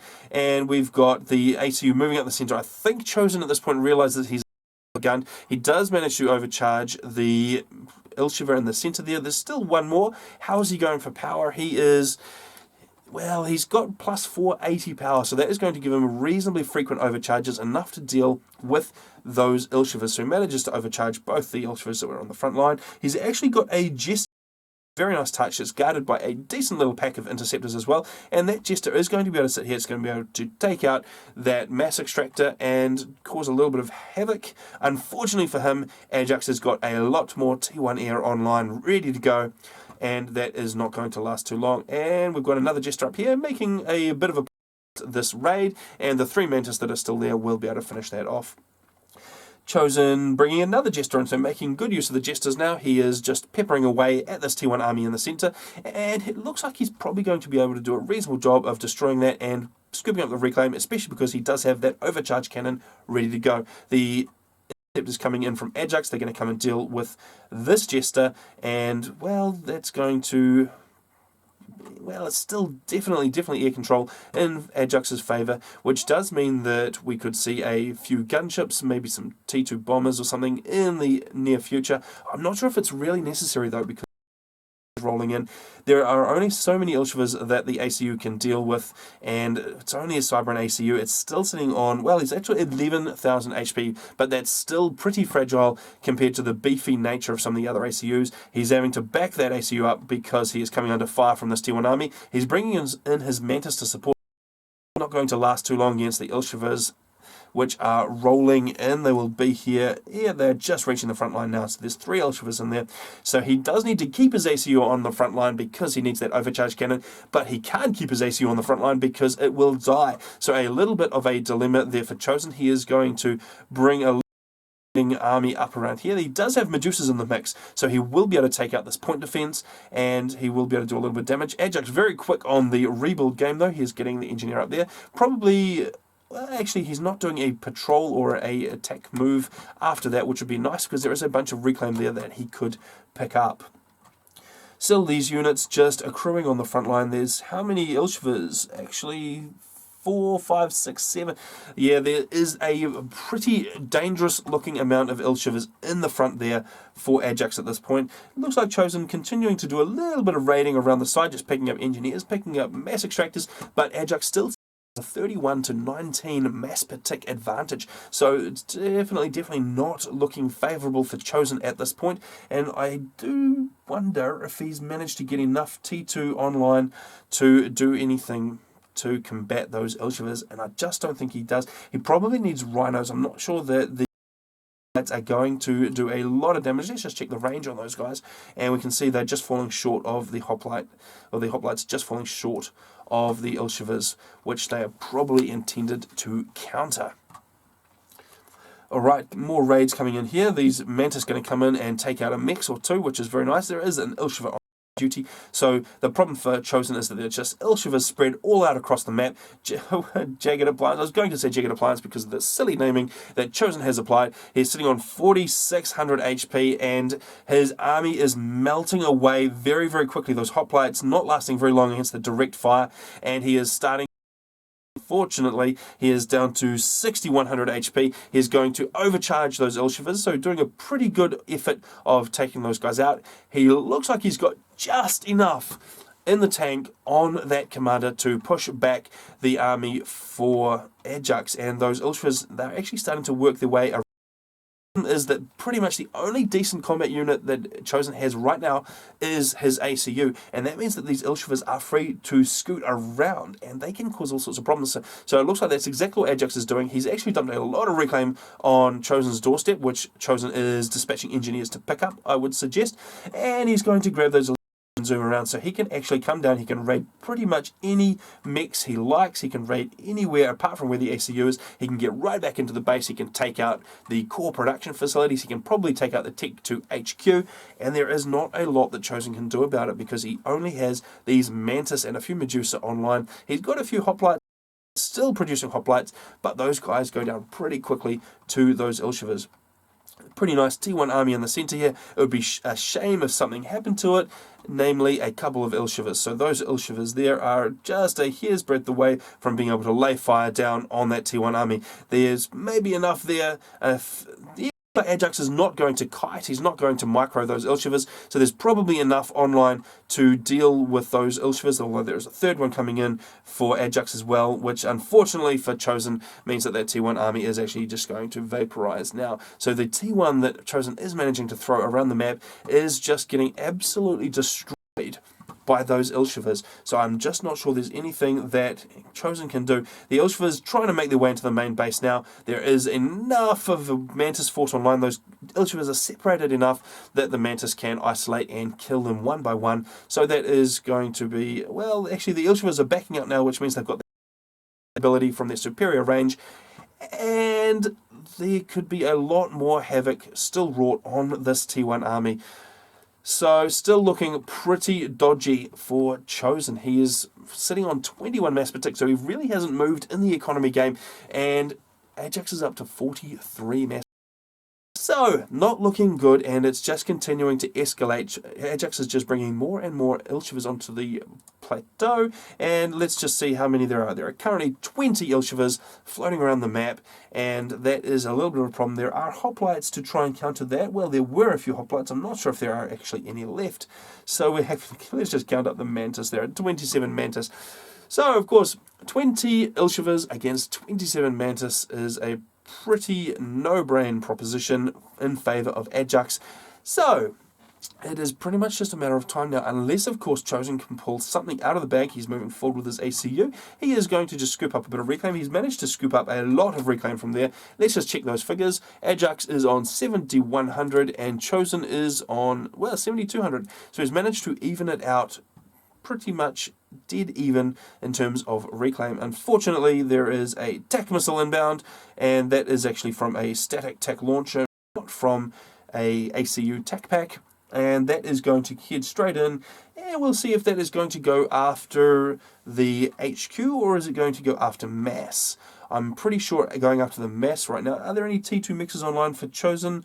Actually, no. And down goes that factory. So there goes the T2 capability for Chosen, and I'm not sure he actually managed to get any T2 engineers out of the gate. So that does mean that Chosen is left with no ability to put up TAC missile defense, which is a big problem. He is coming forward. He is going to take out that TAC launcher, which is nice, but he's going to lose a lot of health in doing so. He's on 5,200 HP for that ACU. He's going to reclaim the TAC launcher, which is a nice little bonus into his coffers. That is going to help Chosen out no end.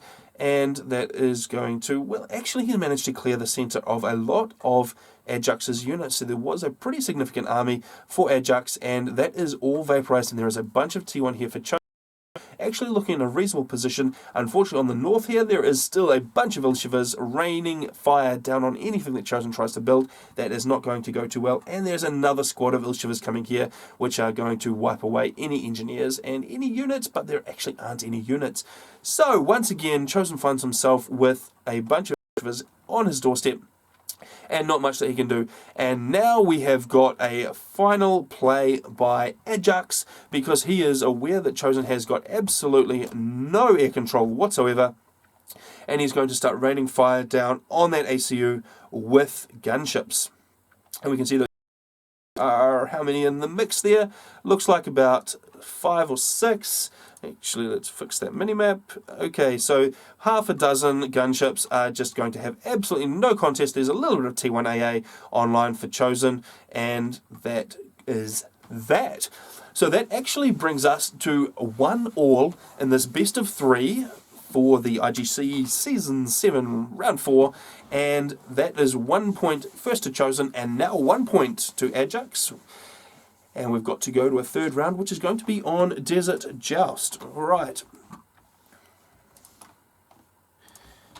Okay, so nicely played there from Ajax. He managed to out-eco, out-expand, and managed to just general outplay Chosen on that one. So unfortunately for Chosen, no nice little comeback at the end with a push and a gun ACU managing to take out Ajax's ACU. So that does bring it to 1-1, and we will have to go to the third game to see how this plays out. So these guys are, of course, in the 1 versus 1s for IGC. It is best of 3, so we have best of 3 for the 1v1s, and then when we switch up to the 2v2, 3v3 and 4v4s, it is just a single game. So we will be going a little bit faster for that, and I don't see actually a third game in the replay vault. So I'm not quite sure what is going on there. I wonder if these guys are still in it. No, it looks like they are up to the end of it already.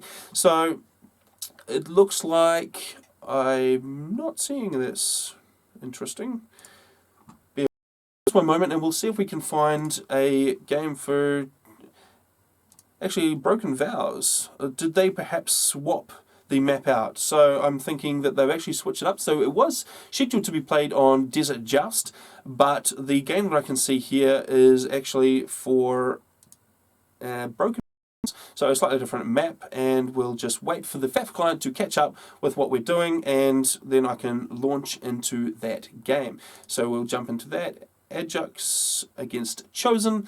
So this will be the deciding game in this 1 versus 1 for IGC. While I'm playing that, let's just quickly go to another trailer, because this is of course Forged Alliance Forever. So you can jump onto www.faforever.com. You can join us in game. This is a clan tournament right now, but you can always jump into any game and enjoy yourself, and probably the best RTS ever made. And all you need is a working copy of Supreme Commander Forged Alliance. You can pick it up on Steam or doesn't really matter, and then you go to faforever.com and download the FA Forever client. Alright, looks like that game is finally loading up, so this is the final in the 1 versus 1 of Chosen versus Ajax. Let's head over to Broken Vows and see how it's going to go. Actually, we don't need that once again. Let's just go straight to the game and see how Chosen and Ajax are going to play this one out. Alright, so in the north, we have got Chosen going his customary yellow colour. He has opted for Cybran. Once again, he's going to throw down his first land factory. He's going to get some core mixes and a couple, and then probably scoot out towards the Hydro and get that guy built.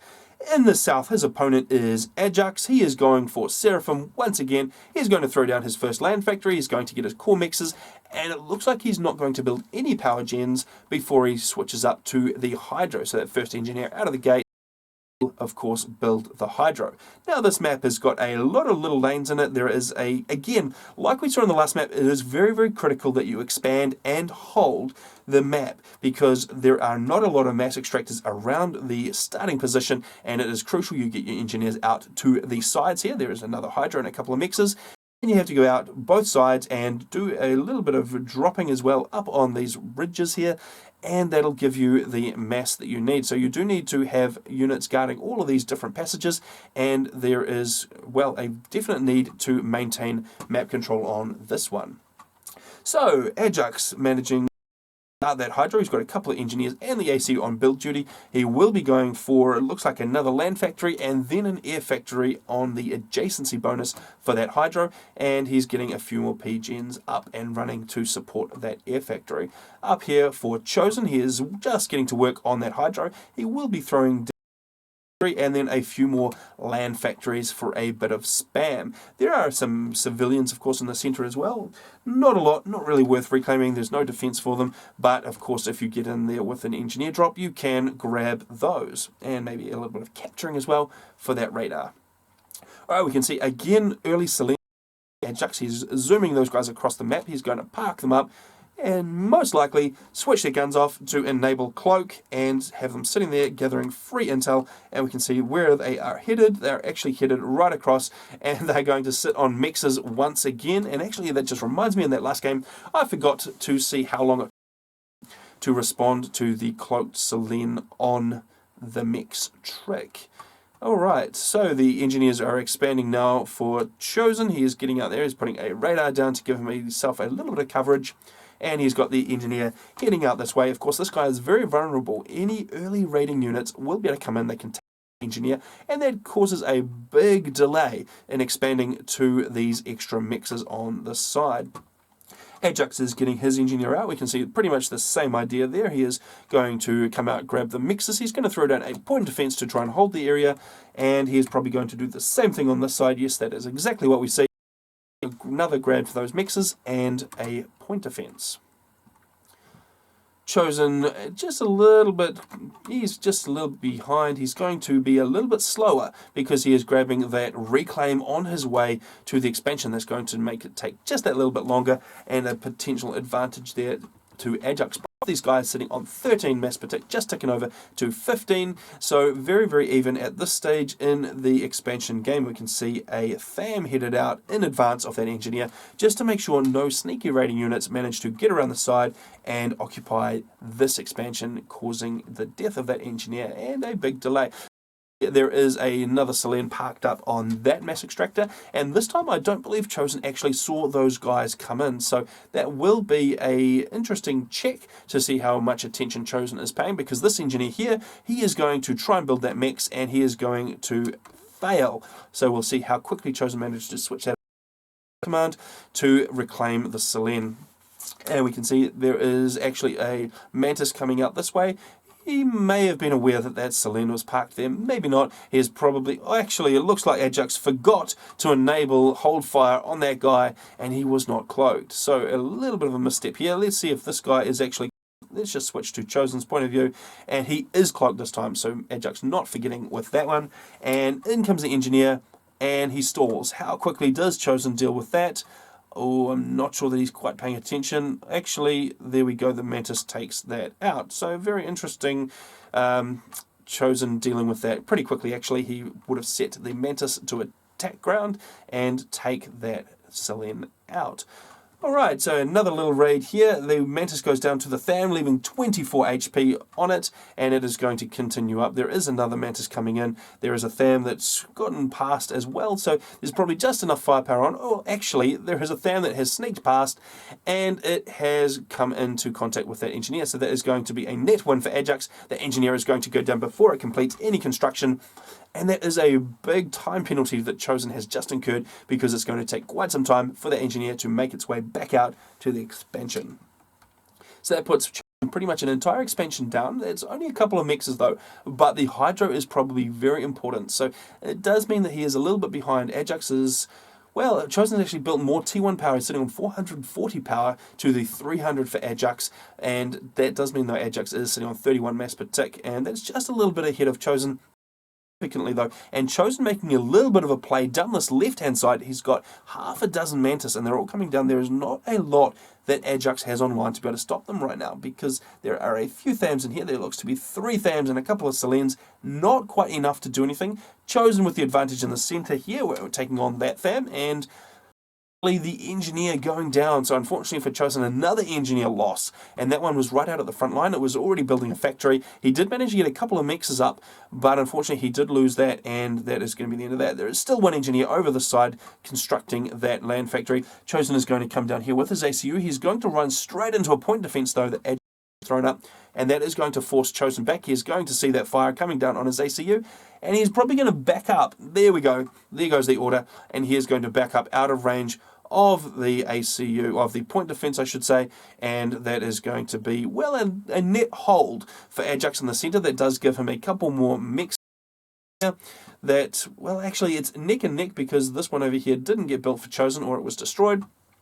So pretty much neck and neck, although Ajax does throw that one up. So the mass differential at the moment is simply due to Chosen not managing to grab this expansion and Ajax holding his own. The Mantis down here didn't manage to They did manage to take out the THAMs that Ajax had in place, but now not quite sure what to do. They are skirting around this, well, skirting through this alleyway here. There are a lot of THAMs coming up here for Ajax, so I wonder if Chosen has actually seen those, because those guys are looking pretty dangerous, and it looks like he has, and he's actually moving to intercept with his ACU. So he's going to come across here. He's only got 4 Mantis. That is not going to last very long at all against that column of THAMs, but he does have a few Mantis up in the back here. He won't be able to assault this position because there is a T1 PD, and the T1 PD will stop Mantis in their tracks. He will need a Medusa in there, and he doesn't have any Medusas in close proximity. The closest one is up here, specifically to deal with the point defense, but they are going to unfortunately run headlong into this column of THAMs, and they are going to go down really quickly.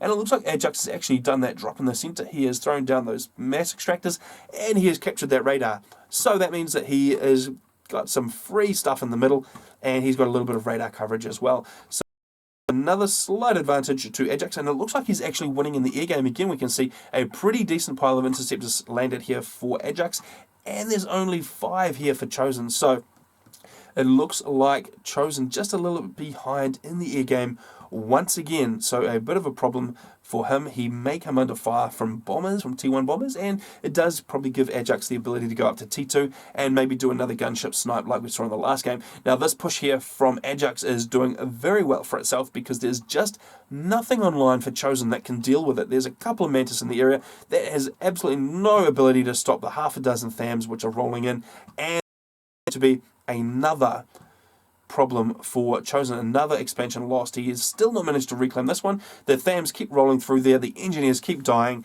and that is not able to be a hold position for Chosen. And the THAMs just choosing to park up here, and this is going to be another win for Ajax. So this is starting to flow in Ajax's favour. He's sitting on 41 mass per tick to the 27 of Chosen, and that's just going to be a fairly similar progression, I think, in terms of eco and map control as the last game. We saw that Ajax was able to just push Chosen back just consistently, and we're seeing the same sort of. There is a nice little raid there from Chosen. He's managing to get by. He's sneaked past, or snuck if you're using the correct past tense or whatever, past that T1 PD. He has come right around. He's going to be able to do maybe a little bit more damage. The THAMs in pursuit are not going to be able to stop those Mantis. The Mantis are reasonably speedy.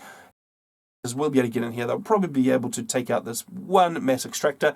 That is, of course, unless this giant pile of THAMs here comes into its rescue, which looks like it might be what is happening. And we've got another assault in the center here. So again, just more pressure being applied to Chosen's economy. He's just not able to get enough units and enough to counter what Ajax is doing. So currently we've got another push on the side from Ajax. We've got this push in the center here. We've got backup for those guys. We've got a push in the center for Chosen, and then we've got over on the left here for Ajax. And in fact, that first push is all the way up around into this mass extractor now. So unfortunately for Chosen, not looking too flash. It looks like Chosen is probably going for another assault on the ACU, similar to we saw in the first game. And I'm not sure that he's got quite enough. There is a bunch of guys coming in here for Ajax. Ajax backing up his ACU. Does Ajax have the gun? Oh, I'm not sure that he does. I think he has got a unupgraded T1 ACU, and that is a little bit of a problem. If the Mantis and Medusa here for Chosen can eliminate the T1 army that Ajax has, that will mean that Ajax's ACU is vulnerable to Chosen's ACU. But it does mean that Chosen has to get right up there with his ACU and kill Ajax, and I'm just not sure that he can. There are just so many units floating around for Ajax. He has just so much superior production capability. He has got 2.5 times the mass income. He has got units everywhere, and in fact there is a Fire Beetle, which is interesting. There's no transporter because, of course, Chosen does not have air control. He is going to try and get that Fire Beetle in, and he could possibly make a move with that if Ajax's ACU had no army surrounding it, and if it was busy shooting at Chosen's ACU, then the Fire Beetle may actually be able to get in there. But unfortunately for Chosen, he probably just doesn't have quite enough. The ACU is pretty much alone at this point, and he is very vulnerable to air. In fact, let's quickly check in for tech upgrades. And I'm not seeing any T2 there, so no gunships, no Nothas on the cards for Ajax. Chosen looking pretty dangerous with that gun ACU. Of course, Ajax, maybe a little bit of a misstep there without the matching upgrade for him.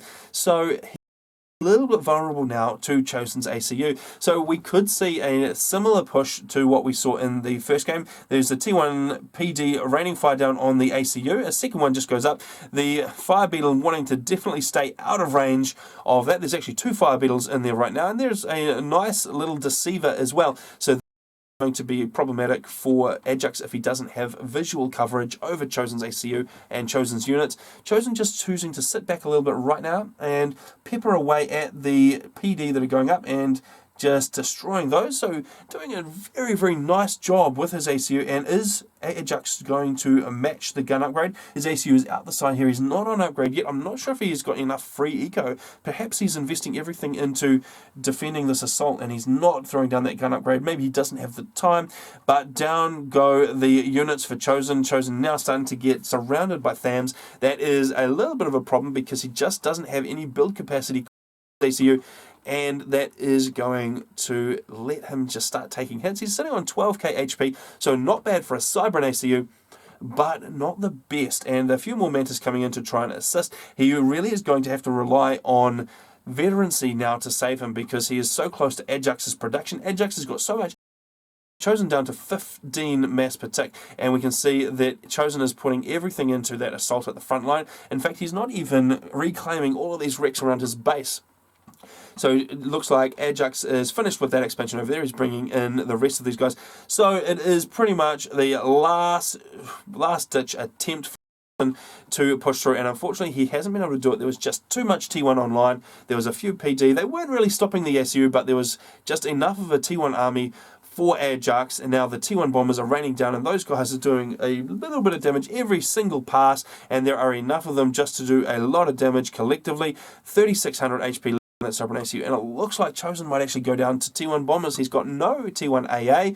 In fact, there is a Beetle Snipe back here, and I wonder if he could potentially sneak that guy past the interceptors of Ajax and get a kill. So Chosen just trying to dance around those bombs. He's just trying to buy that Fire Beetle sniping. He's sitting on 2,400 HP. That's not that many T1 bombs away from death. And another one goes down. The area of effect is quite decent on those Seraphim T1 bombers, and he's managing to dodge reasonably well, just running in circles, and he's still sitting on 2,200, so only taking 1 hit out of the 5 or so that just went in. They're now coming in, and I wonder if he is using some bombers. I wonder if he's managed to get the interceptors away from the ACU. Oh no, Ajax has spotted it. Ajax is bringing the interceptors back in. That Fire Beetle Snipe is going to go down momentarily. It is not going to last too long, and down it goes. So unfortunately for Chosen, Ajax did spot that last-ditch attempt to snipe that ACU. It is not going to work too well for Chosen. He's still sitting on 2,200 HP, so managing to stay alive reasonably well, just dodging those T1 bombs, but he is, well, taking some more hits. 900,000 HP. He is losing a fairly rapidly. There are just so many T1 bombers and so few T1 AAs for Chosen, and he's getting actually caught up on his own AA down into the 0 HP range, and boom, that is the end of Chosen. So unfortunately, Chosen not managing to get an echo. There was just too many raids from Ajax, and down he goes. So unfortunately for the SNF clan, the points go towards the Vor clan. Alright, let's just quickly check chat. Alright, so let's jump out of there. Okay, so unfortunately for Chosen, he does go down 2-1 to Ajax. So that is the end of his 1v1. We're actually going to switch up to 2 versus 2 games now, and let's actually go and have a look at, well, we've got Meth taking on Noah and Ish for the UEF clan, and that is going down on Anchor. So let's just go and see if we can pick up that game and jump over to the FAF client, and hopefully it will not stall for too long, and we'll just do a quick search for Mephi's game on Anchor against UEF. And there it is there. And silly me has forgotten to close one instance of FAF. Alright, so of course let's just throw some more videos at you while I'm messing around with this. So this is the IGC Season 7, and we are in Week 4, so this is a clan matchup, and all the clans are competing in multiple formats each week for points towards the overall championship and the glory of being the best clan. In fact, of course, we have seen quite a few dropouts. We have had a number of clans not manage to make showings. Again, this week, the E clan not getting any matchups because the Jew clan has not managed to field enough players to actually get their games going. Alright, so we're just about ready to head into this 2 versus 2 on Anchor. Let's go ahead and see how it is going to play out. And loading just about complete, so let's go to that. And not that. There we go. That's what I want to see. We have got the loading screen for Forged Alliance, and we're just now gating in to Anchor. There we go. So we have got the Boar Clan, the playing against the United Earth Federation, UEF, and let's go and introduce our players. So for the Boar Clan, we have got Postal. He has opted for Cybran. He is going to throw down his first land factory, grab his core mixers, and he'll be grabbing that Hydro once he's got his engineer out. Assisting him in this game, we've got Mephi. He has gone for his standard green colour and has actually opted for Aeon this time around. We can see he's throwing down his first land factory. He's going for adjacency on the Hydro and a mix, and he is going to grab those core mixers before throwing up his Hydro. For the UEF clan, we have got Noir. He is a purple Cybran player this time, and he has got his first land factory, grabbing his core mixers, and the very, very standard Hydro first power build. And interestingly enough, Ish, who has also gone Cybran, is going to throw down a first power gen, and he is not going to go first Hydro. So we'll see how that serves him in his power game. The first engineer is out from him. Starts the Hydro build, so the engineer is getting that underway, and the ACU will assist it momentarily. Alright, so Anchor has got quite a few patches of reclaim. There is a bunch in the centre here, and that's not to mention all of the random rocks which are floating around, which are not registering on the Control-Shift command, but there is still a sizable chunk of reclaim. But of course we can see it is concentrated in pockets of big reclaim in there and in the centre as well in these icebergs. So for some reason icebergs give you mass, so we'll go with that. Alright, so the expanding engineers are now starting to come out from Postal. He is getting out towards the front. He's going to grab one, throw up a radar, and then do a little bit of reclaim to grab those trees and any rocks they might find in amongst those to help his eco out a little bit. Mephi is going forwards with a scout just to keep an eye on any early bombers that are coming his way, and he is getting his expanding engineers out. They're going to grab these mixers. They're going to grab this extra Hydro over here as well. That is going to help him out in his power game. So it looks like Mephi might be going a little more air heavy in this one. He's got his first land factory done. He's throwing down his first air factory, and he is probably going to have to shoot over here and start building some navy reasonably soon. Of course, cruisers can be very, very problematic on this map because once they are in the water, once you've got naval control, this base here and this base here are completely vulnerable to cruiser fire. That is, of course, unless you're Aeon and your cruisers don't have TAC missiles. So, unfortunately for Mephi, he will have to wait until he gets something a little bit more substantial. He will probably have to use destroyers a little bit to take close range mixes out, and then he will have to switch up to something else, perhaps go T3 to get torrents to really reach inland and do damage to Noir. Noir has got his first air scout out now, and he's going to go and do a little bit of scouting around, and he's got his air factory on pause at the moment, so he is a little bit short on power, as evidenced by this little power line. We can see some engineers throwing up, and those guys are interestingly going to build another air factory, even when he is on power stall. So that is probably not the best idea. Let's just check exactly how he's going, and he is, well, not actually stalled, but just on the breadline there. Factory will complete, so that'll bring him back probably just into, well, just balanced, but he started building something else. So not the best idea. Actually, it is a naval factory that he is throwing up very quickly with his ACU, and that's just causing a little bit more of a power stall. Alright, so his teammate up here, Ish, is going land, so he's getting a lot of land spam up. He does have that air factory, so all the players managing to throw up a little bit in terms of air, and Mephi's actually doing very nicely in terms of air control. He's got scouts floating around. Those guys are going to stop any transports that are coming out from Noir, because of course you do want to drop this island. There are 3 mixes and a bunch of reclaim, so any transports heading that way from Noir are going to get intercepted by Mephi, and that means that Mephi is free to throw up a transport, which he's just gotten out of his factory, and he's going to pick up some engineers with that guy and shoot over and start claiming the island. So I would pick that Mephi is a little bit ahead in this early game here in terms of controlling the seas. Well, I do say that, but Noir is actually first with a naval victory, so he's going to get a frigate out pretty quickly. Or is that a sub? I'm really good at that. Woohoo! There we go, sub. So he is going to actually get out the first couple of naval units, which could potentially block Mephi from getting in the water. So that is a little bit of a problem perhaps, although Mephi is now bringing his ACU over. He is going to grab that reclaim, and then he's going to throw down a sonar or a torp defense. I really should get better at recognizing these things, but he's got his ACU on hand, and the distance is probably far enough that he is going to be able to get something constructed and underway before Noir actually manages to hit him. And he does actually have raiding units all the way up to the front there, and they are starting to rain a little bit of fire down on, well, not much. So they're going to go down to that Mantis, who's going to roll in and take out that, because he doesn't have as much health as he needs to be able to fight that Mantis, and down he goes.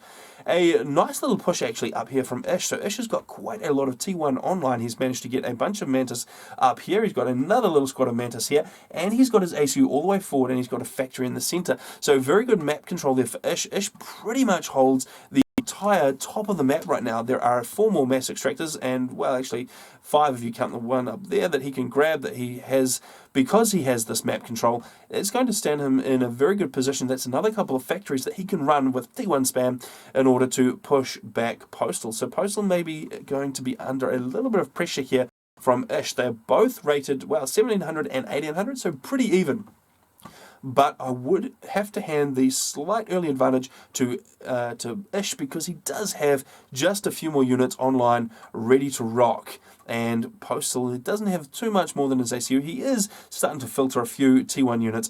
There are a few more Mantis joining the party, but overall nothing too much. In the air game, these guys are reasonably even it looks. So there are a few interceptors out for every single player. A nice little clump of interceptors there for Postal. So if push came to shove, I think the South team would have the slight win in the air. And it looks like Mephi is going to bring his interceptors in to take out the couple that are parked there for Noir and just make sure that those guys can't do any damage. Noir actually deciding to throw some of his Mantis up over this anchor here, and that is going to be a little bit of a problem, because right now all that Postal has in the area is engineers and artillery.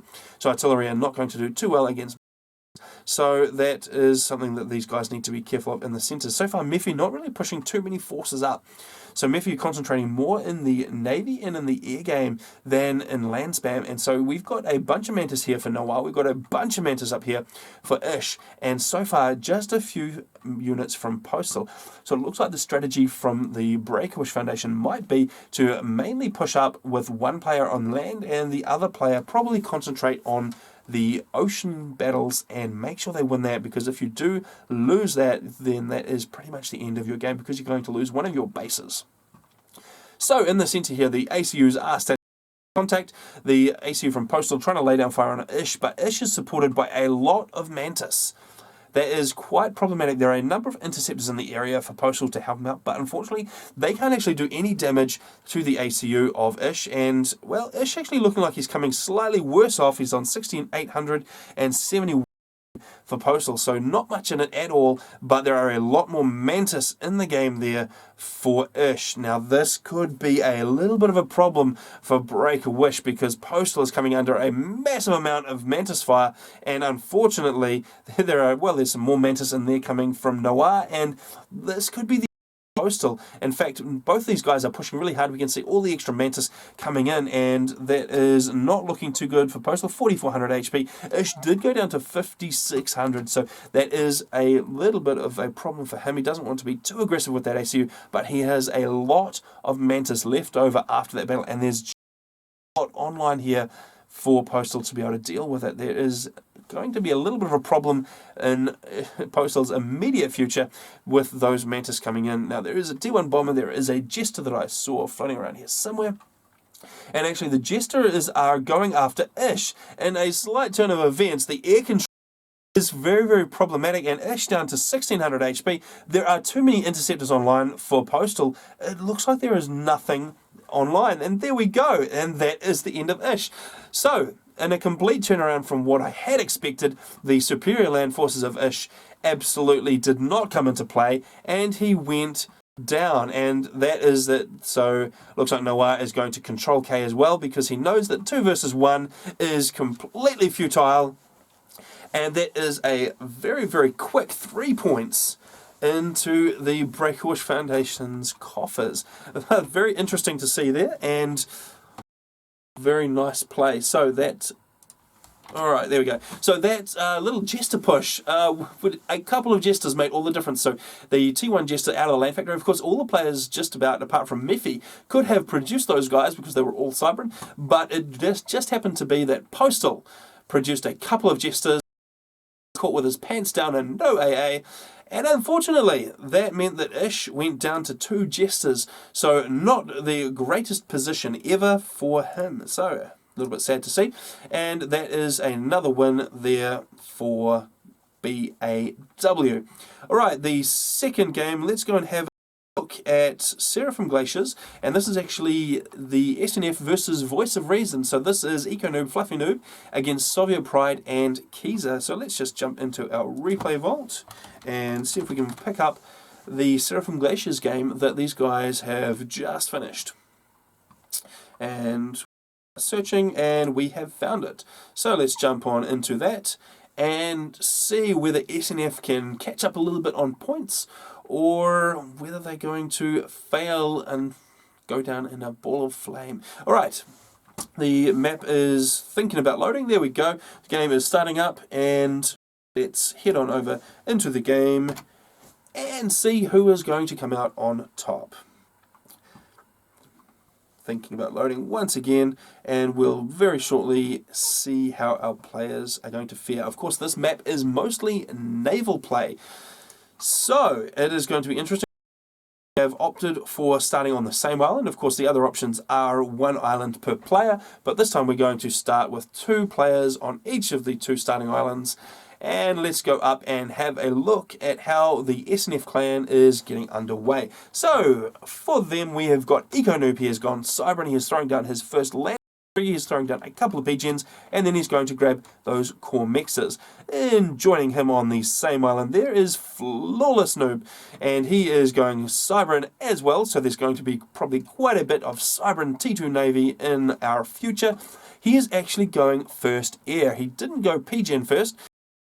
It has maybe masked that in the score a little bit, but that doesn't matter. He is probably going to go, well, actually he goes first air, and then he produces an engineer. So we'll see what the strategy is there exactly. Down here for the Voice of Reason clan, we have got This Is Fine as Soviet Pride, and he has gone Cybran, and he has thrown down his first land factory. He's getting some power underway, and he is getting his expansion sorted. And joining him is Kiza. He is also Cybran, so for some reason we have got a Seraphim Glaciers 2v2, and every single player is Cybran, and they are to get their ecos underway, and of course there's no hydros in here for them to grab, so they are going to have to rely solely on T1 power, and we can see all of those P-gens building there for Kiza, and once he's got enough of those guys, he's going to throw up that T1 air factory. Let's see just how quickly these guys can get their expansions underway. It might not have been a first bomber that was the idea here for Flawless Noob, because he is probably thinking more in terms of transport. So it is critical to get the expansions underway. You've got these areas here and here, which are going to be dropped by these players. And then, of course, you've got the center island, which has got a hydro on it, and it's got a bunch of massive vectors. So whoever can get to that center island first is going to be a little bit of a leg up in terms of eco. So the factory is probably going to throw out a transport once it's got enough engineers, and that'll get Flawless Noob on the expansion game and getting out towards the center. Alright, how are the air factories going for these guys? Building up power gens to be able to build that air factory, and just producing engineers at this point.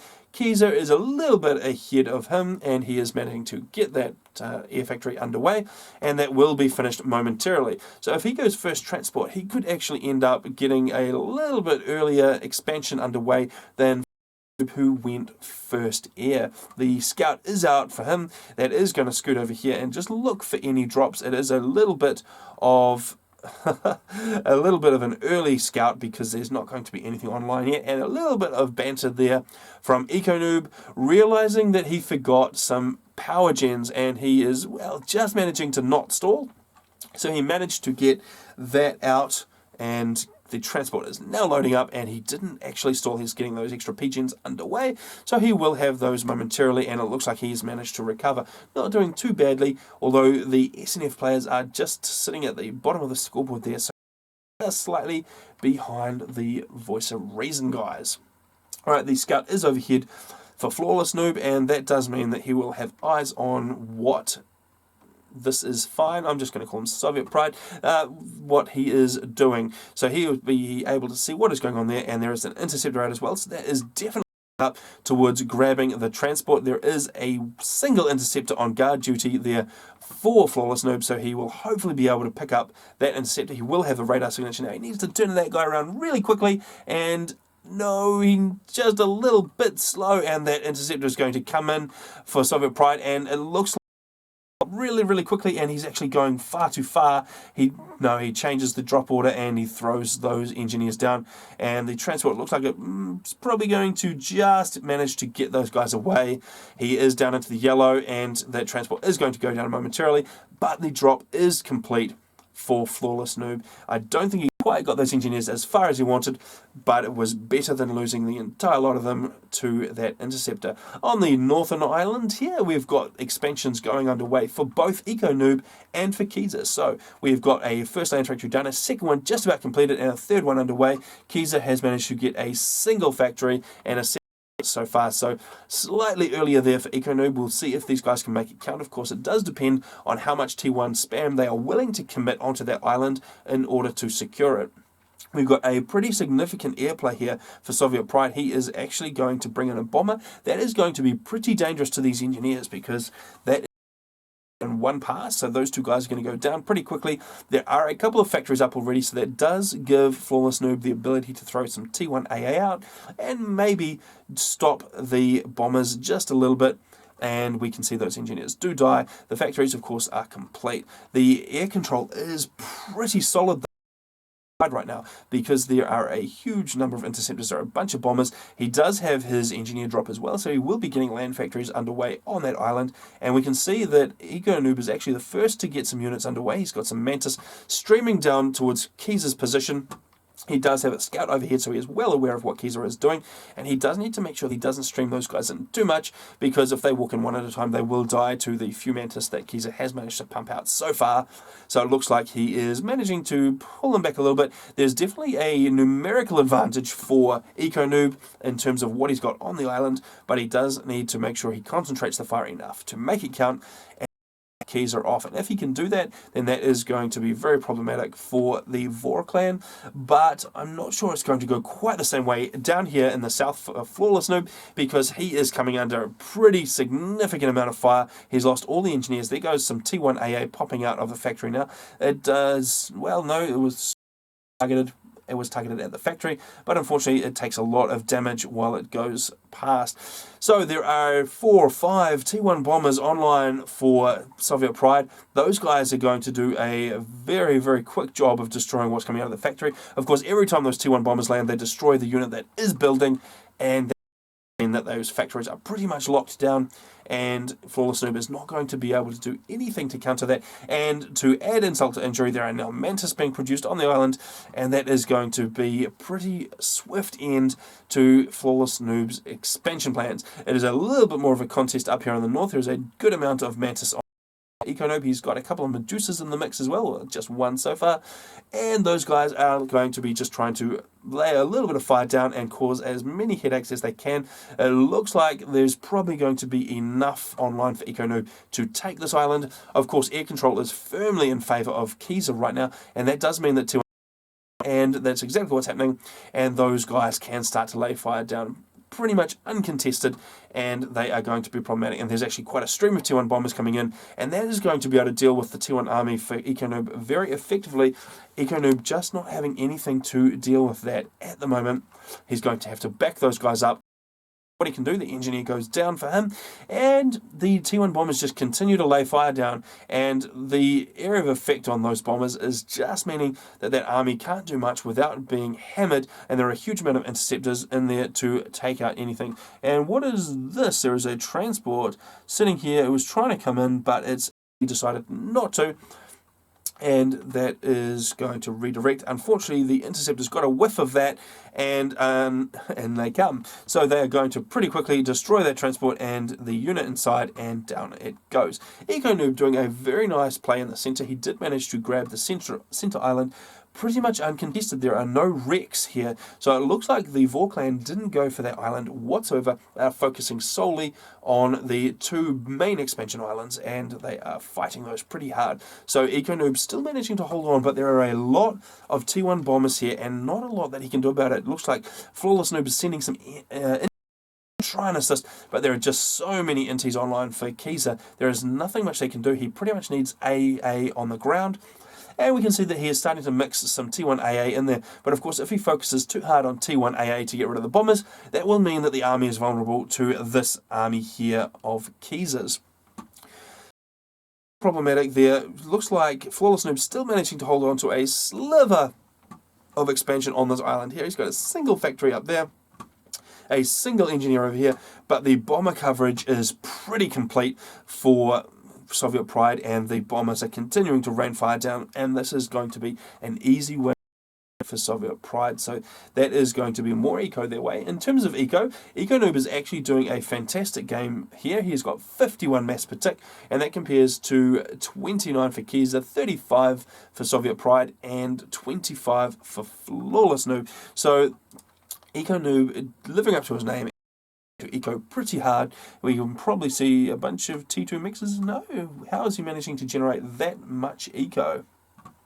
It is purely down to having the map control by the looks of it, and we can just see the massive stream of T1 bombers coming in from Kiza's base. Those guys are just rolling out of the factory and just coming in and just causing as much problem as they can. There needs to be a lot more AA online for Eco Noob, and he's starting to get outnumbered a little bit on this island. So there's just starting to become a few more mantis here for Kiza to be able to deal with, and of course Eco Noob's army is just constantly harassed. Most of those guys are not on full health because they are just taking T1 bomber fire. So it looks like Kiza is just going to be able to build up a critical mass of bombers, of units here, and just walk through Eco Noob's expansion. That is going to be very, very problematic for the SNF clan, of course, because that will mean that Vor holds both of the main expansion islands, and in fact Soviet Pride is even holding this island close to Flawless Noob, so that's a little bit of an insult there. Flawless Noob probably does need to deal with that, and so far these guys actually not making much of a play for Navy, so we can see Eco Noob going for Navy here. He's putting some frigates out, and he's got a couple more naval factories over this way, and nobody else yet has really bothered to do much in the water at all. So nobody, no, I don't see any naval factory at all apart from Eco Noobs. So Eco Noob, well, really needing to hold on to this island just to hold on to the eco. He is coming under sustained attack though. He's got a lot of T1AA in that mix that of course does weaken it against this Mantis army that will be upon him shortly. So I'm not quite sure how he plans to hold this. He really needs to up. If he could get some Cerberus turrets online, he does have a big enough eco to be able to support a bunch of, well, some T2 upgrades, and we can see actually there are T2 mixes back in base there, and he's continuing to upgrade.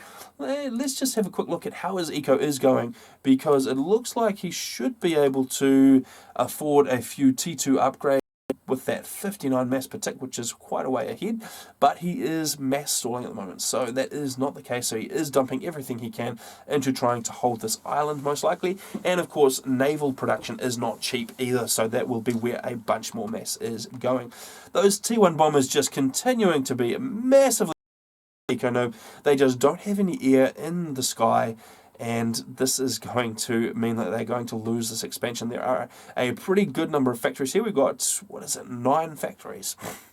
We've got 9 T1 factories online for Eco Noob, and they are all coming under fire. They are probably all going to be lost. This is a pretty significant dump once Kiza manages to dismantle this army, and we can see those Mantis just charging forward. There are no walls, no PD. This is not going to be a holdable position for Eco Noob. He is going to lose it. That is going to hurt his eco a little bit, and actually Soviet Pride just ticking ahead of him in the eco game because he holds the entire island down here. He's managed to get a bunch of online, and that is going to give him a bit of a lead, and there's going to be another 8 mass per tick-ish, which is going to go down for EcoNoob over here once this position is lost. And look at the reclaim. Let's just see exactly how much. Well, that is a stupid amount that Kiza can now scoop up, and this is definitely looking good. And this island is still held here. There's a bunch of bombers on guard duty and a bunch of mexes generating more mass. And it looks like Flawless Noob is actually going to use his ACU to try and take that. And he is going to rock on over to that island. And, well, I'm not sure what he can do there because those bombers are going to be a little bit of a problem. Be able to throw up AA fast enough to deal with those. So ideally he could get some Navy in there. He's got the option of frigates from Cybran, which have got a decent amount of AA, and he can always switch up and get T2 for cruisers at some point, but he is sitting on only 29 mass per tick, so that doesn't really support it right now. So it's still a little bit of a problem, and Soviet Pride just pulling ahead 67 mass per tick, and looks like EcoNoob is actually managing to keep his eco online. He's still sitting on 55, even though he's lost all of the mass extractors on that island. He has managed to get enough upgrades back at home to not completely lose out. He is still doing better than Kiza is, who is sitting on 41 mass per tick. But Soviet Pride is starting to pull away now, 71 mass, and that is going to give him the ability to switch up to Navy pretty soon. We can see some naval factories going down. We've got 1 completed there, we've got 2 completed over here, and a 3rd going down.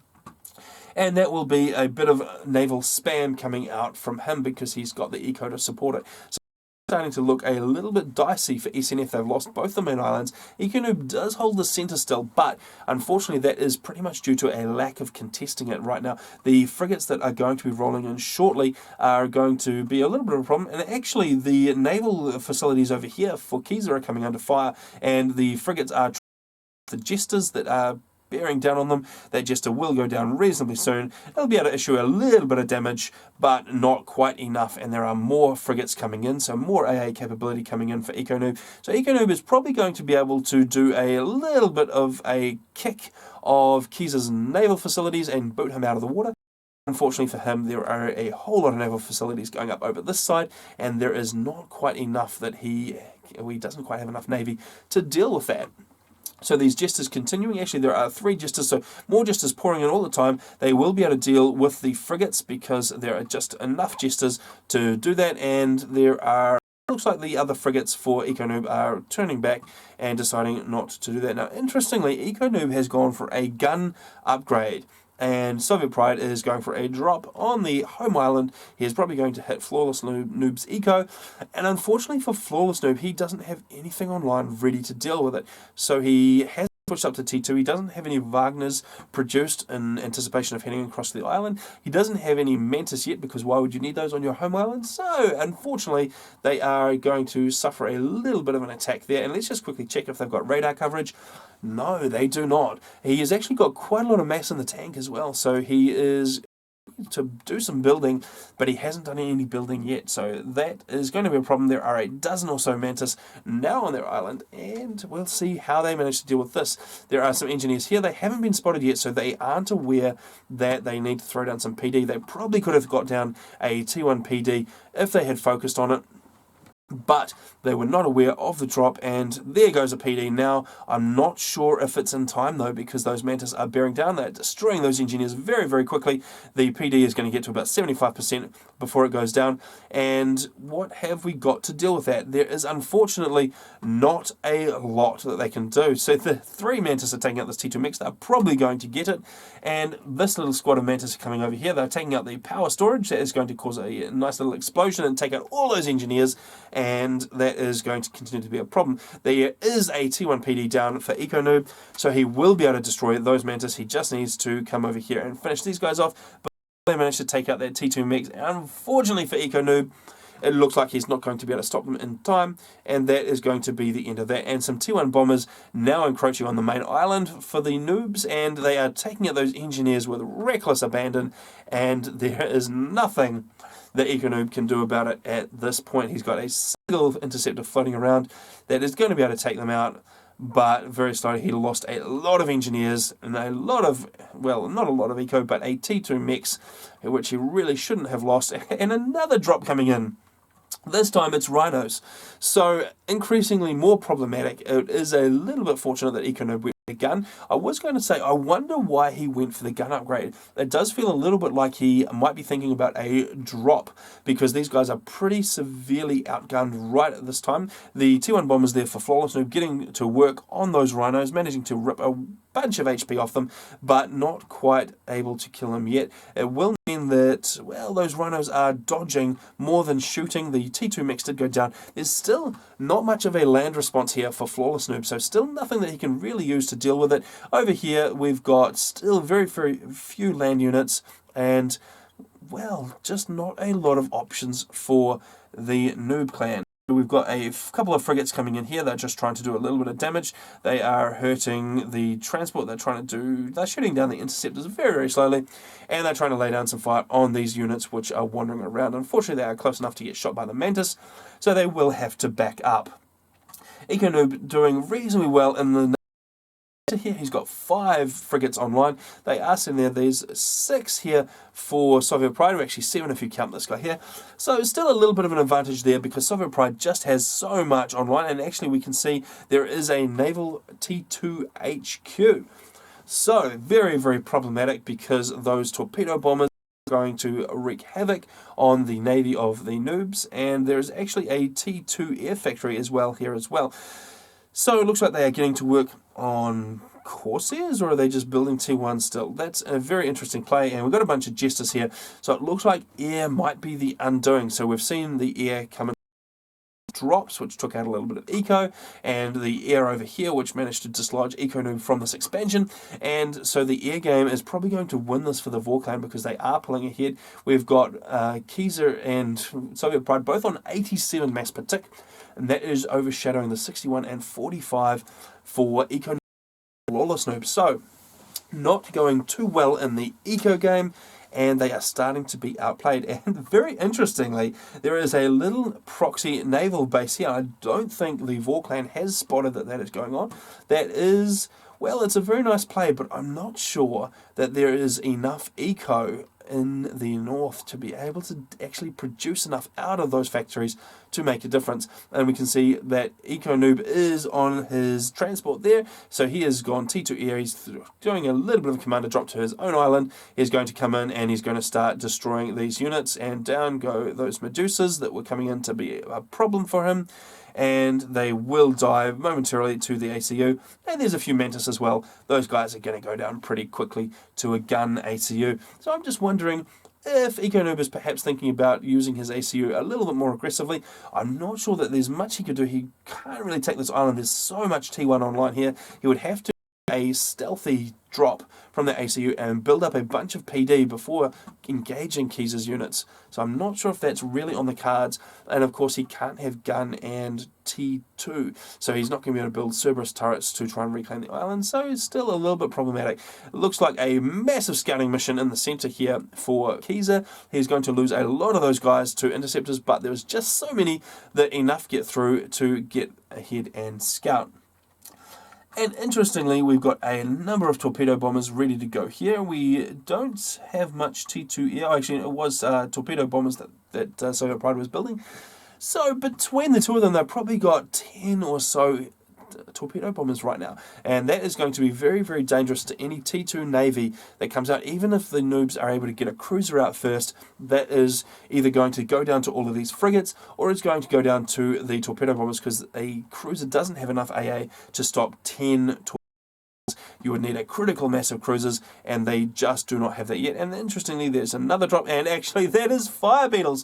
So I think this is a little bit of a recognition here that the VII clan has got absolute air control, and I'm not sure if he's quite aware where the ACUs are, because he is beetles back at Flawless Noob's base. And interestingly, Flawless Noob is sitting out here. There is absolutely nothing that would stop a fire beetle drop. Let's just quickly drop into Soviet Pride's point of view, and he is well aware of where the ACU is, and that has no air power at all.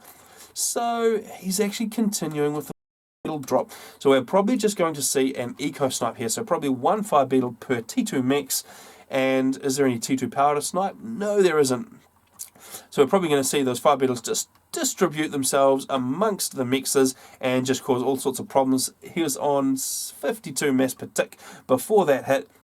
Factories are going down, T2 mixers, all got 4 T2 mixers to 4 fire beetles, and that is going to significantly hurt Flawless Noob in the pocket and takes out pretty much all of his T2 mixers back home. So, unfortunately, Flawless Noob, having his eco sniped out, he does have T2 mixers all on this island, so that is a little bit of a saving grace, but he drops down to 41 mass per tick. That is less than half of what the other players have got. So, a big hit there. Flawless Noob definitely struggling a little bit to keep up with the assaults that Soviet Pride keeps throwing at him. We can see the torpedo starting to move now. I'm not quite sure whether they're planning to use that against Navy or maybe... Actually, it looks like they might be coming after these Wagners, but the Wagners are going to be just up onto the land before the torpedo bombers manage to get in there. And interestingly, they still manage to drop bombs. I'm not quite sure what is going on there, but the torpedo bombers managed to do some damage to those Wagners. So if somebody can explain what is going on there, that'd be great. Alright, so a massive advantage to Soviet Pride in the center here. He's got a destroyer accompanied by a whole swag of frigates. A single cruiser that is going to go down to the destroyer fire. That is going to be a big problem. So we've got half a dozen torpedo bombers sitting down here for Soviet Pride, and we've got a lot. So at the moment, Flawless Noob is going to be stuck between a rock and a hard place, because he's going to be between destroyer frigate fire and torpedoes. So that is going to give him approximately 0 options, and he is going to go down within the next couple of minutes as the fire starts to rain down on him. So Flawless Noob maybe just starting to recognize that he is in a little bit of trouble. We can see that he is issuing a move back to home, and unfortunately for him, that is going to take him straight through the water, and there are a whole bunch of torpedo bombers ready to go to take him out. There is a pretty good air force online here for Eco Noob. So Eco Noob may be able to keep him alive. There is a cruiser as well, which can provide a bit of covering fire.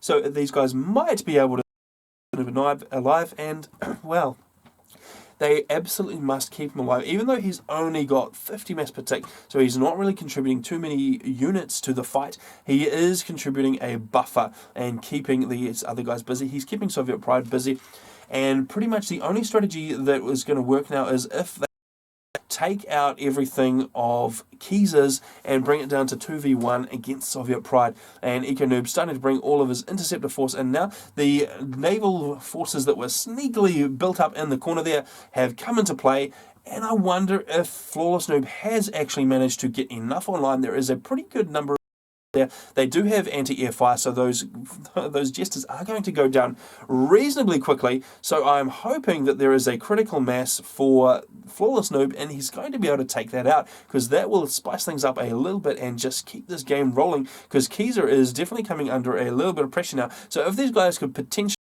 one Keyser and take him out of the game, they might have a chance. But as it stands, this navy here from Soviet Pride is going to be, well, the undoing. And it looks like the frigates for Soviet Pride are coming under fire from this destroyer. Flawless Noob just not having any naval forces online close to home, though. He's concentrated on Keyser, so they've managed to wipe out the naval yards for Keyser, and Keyser's actually switched up to T3 air, so that's a little bit dangerous, because that means strat bombers can come out any moment now, and strat bombers are going to be very problematic for the home bases of the noobs. The massive number of frigates, though, managing to lay a pretty good amount of fire down. Frigates just not having the range, though, to be able to reach inland and cause problems. And Keyser is probably just sitting out of range. He's actually on upgrade there.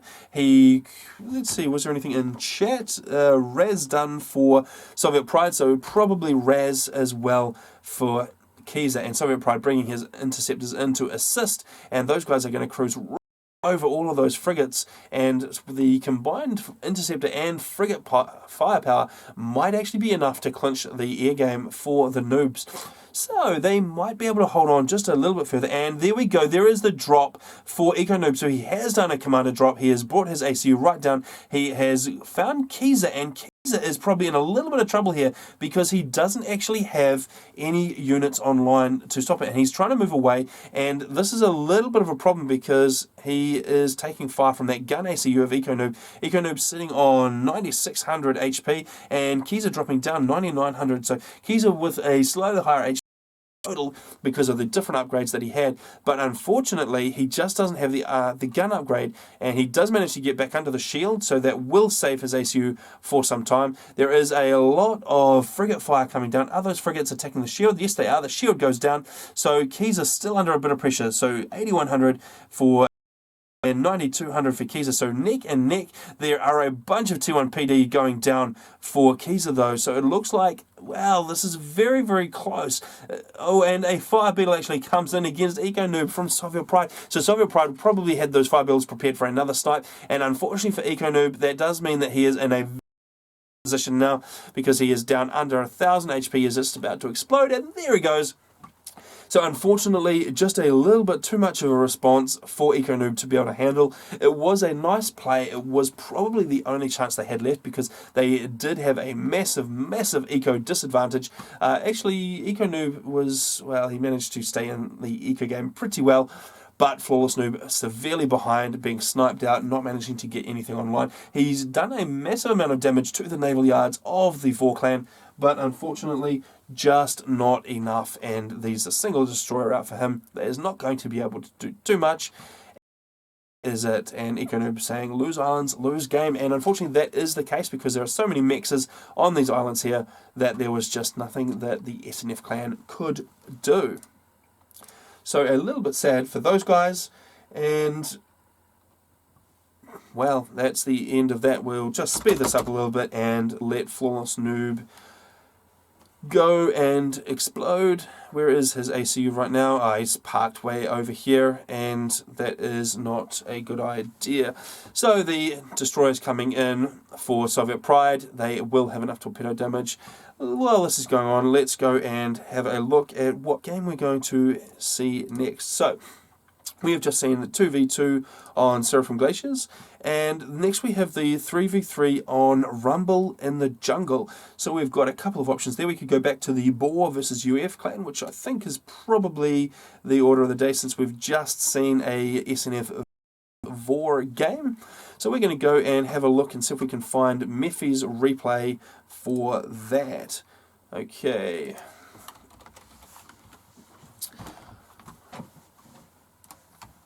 Alright, so that was a very interesting bit of play. The VOR clan did, I think, have that clinched when they managed to grab the island. So Soviet Pride doing a fantastic job of grabbing the left-hand island and dispatching the early drop that Flawless Noob managed to put down, and Eco Noob getting kicked off by Kiza again with the air. So the T1 bombers just proving way too powerful for the SNF clan to deal with, and so if you would have to give to any one kind of unit, it would be the T1 bombers for the VOR clan. So fantastic for them, and I can see the Rumble and Jungle game ready now. Let me just get this up and running in the background, and we'll switch over to that Rumble in the Jungle.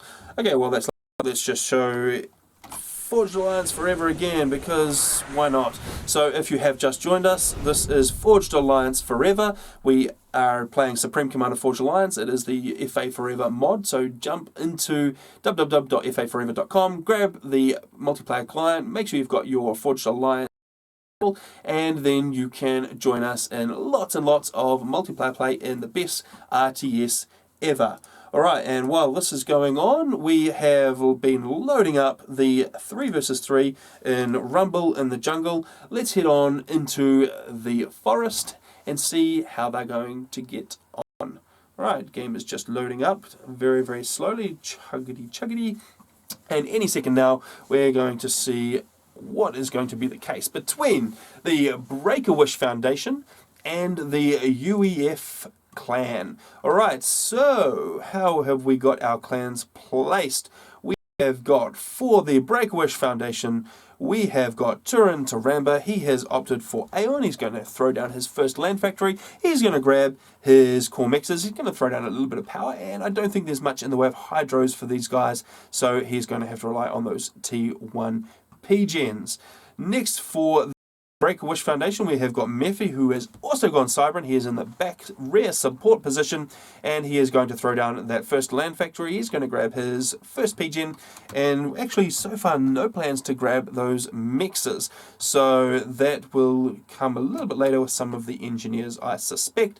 And then but not least for Break a Wish, we have got UI Lagger, also known as Beast Mode Guns. He has opted for Cyber this time around. He's thrown down his first land factory. He's got a power gen, and he is going to start building his mixers, and he's going to move straight towards the center and apply a little bit of pressure. And it looks like we're going to see a 2v1 commander push up a Noir for the UEF clan. So he has gone Cybrid. He has thrown down his first couple of P-gens. He's got a mass extractor. He's getting a second one, and he is starting to produce his expanding engineers. Assisting him and going a very, very first bomber is Commander Adama. So he has gone Seraphim. He has got his first air factory up after getting a couple of P-gens, and he has gone first bomber, and he's going to be using his ACU to grab the core expansion.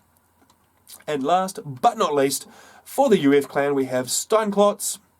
He has opted for UEF in the rear support position, which is interesting because he doesn't have quite the same amount of RAS and air power as the Aeon player in the south, and he is throwing down his power after getting his first land factory, and he is going to be supporting his teammates.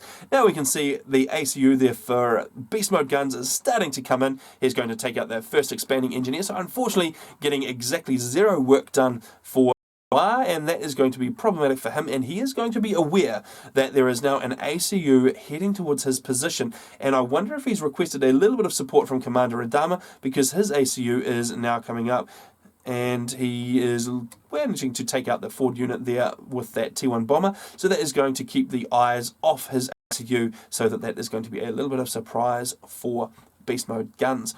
Unfortunately for the UEF clan, the ACUs are just about at Noir's base, and if this turns into a 2 versus 3, it is not going to do too well for the UEF clan at all. So it looks like Noir is moving his ACU out. He was quite aware that that ACU was coming up. He has now redirected his own ACU to come in and start hitting Beast Mode Guns, so he is going to momentarily start laying down some fire, but I think he is just not quite aware that there is another ACU. Let's just quickly switch to their position. No, they are not aware. They will momentarily be aware though, because there's some fire coming in on that Mantis, and that is going to be a pretty big danger signal to these guys. We can see the ACU for Steinklotz is moving up, and he's going to probably try and support Noir, but Noir is coming under a pretty significant amount of fire, and in fact, it looks like choosing to reclaim power instead of laying fire down on the ACU. So if they aren't as successful in killing Noir, they will still at least be able to hamper him and destroy his early eco. And where is the ACU? So Commander Adama, I thought he may have been going to push right up into Beast Mode Gun's base, but that's not to be. He's going to build mixes instead. And that means that there is going to continue to be a 2v1. How far away is that Steinklotz ACU? It is getting reasonably close. I think he's probably going to be there in time because Noir is still in the green. He's on 7,700 HP. It does mean, though, that there is a pretty big eco hit, but I suspect he is going to be able to survive this engagement. And Turin-Taramba probably not wanting... What? Turin-Taramba? What am I talking about? Yes, he is going to be able to just do a little bit of damage, and actually Beast Mode Guns coming back is going to put his ACU back in the firing line, and he's going to do a bit of damage. Alright, so it looks like Steinklotz is coming in, and he's going to be able to successfully rescue Noah's ACU, still on 3,400, 3,300 hit points. It's going to probably be just a survive because needs to get out of there. In fact, this could turn around and become a little bit of a death for both of these guys. So it looks like UI Lagger or Beast Mode Guns is probably going to sacrifice himself. He needs to stay a little bit closer to Noir to make sure the blast radius catches Noir, and he is going to go down. There we go, and he is just within the radius.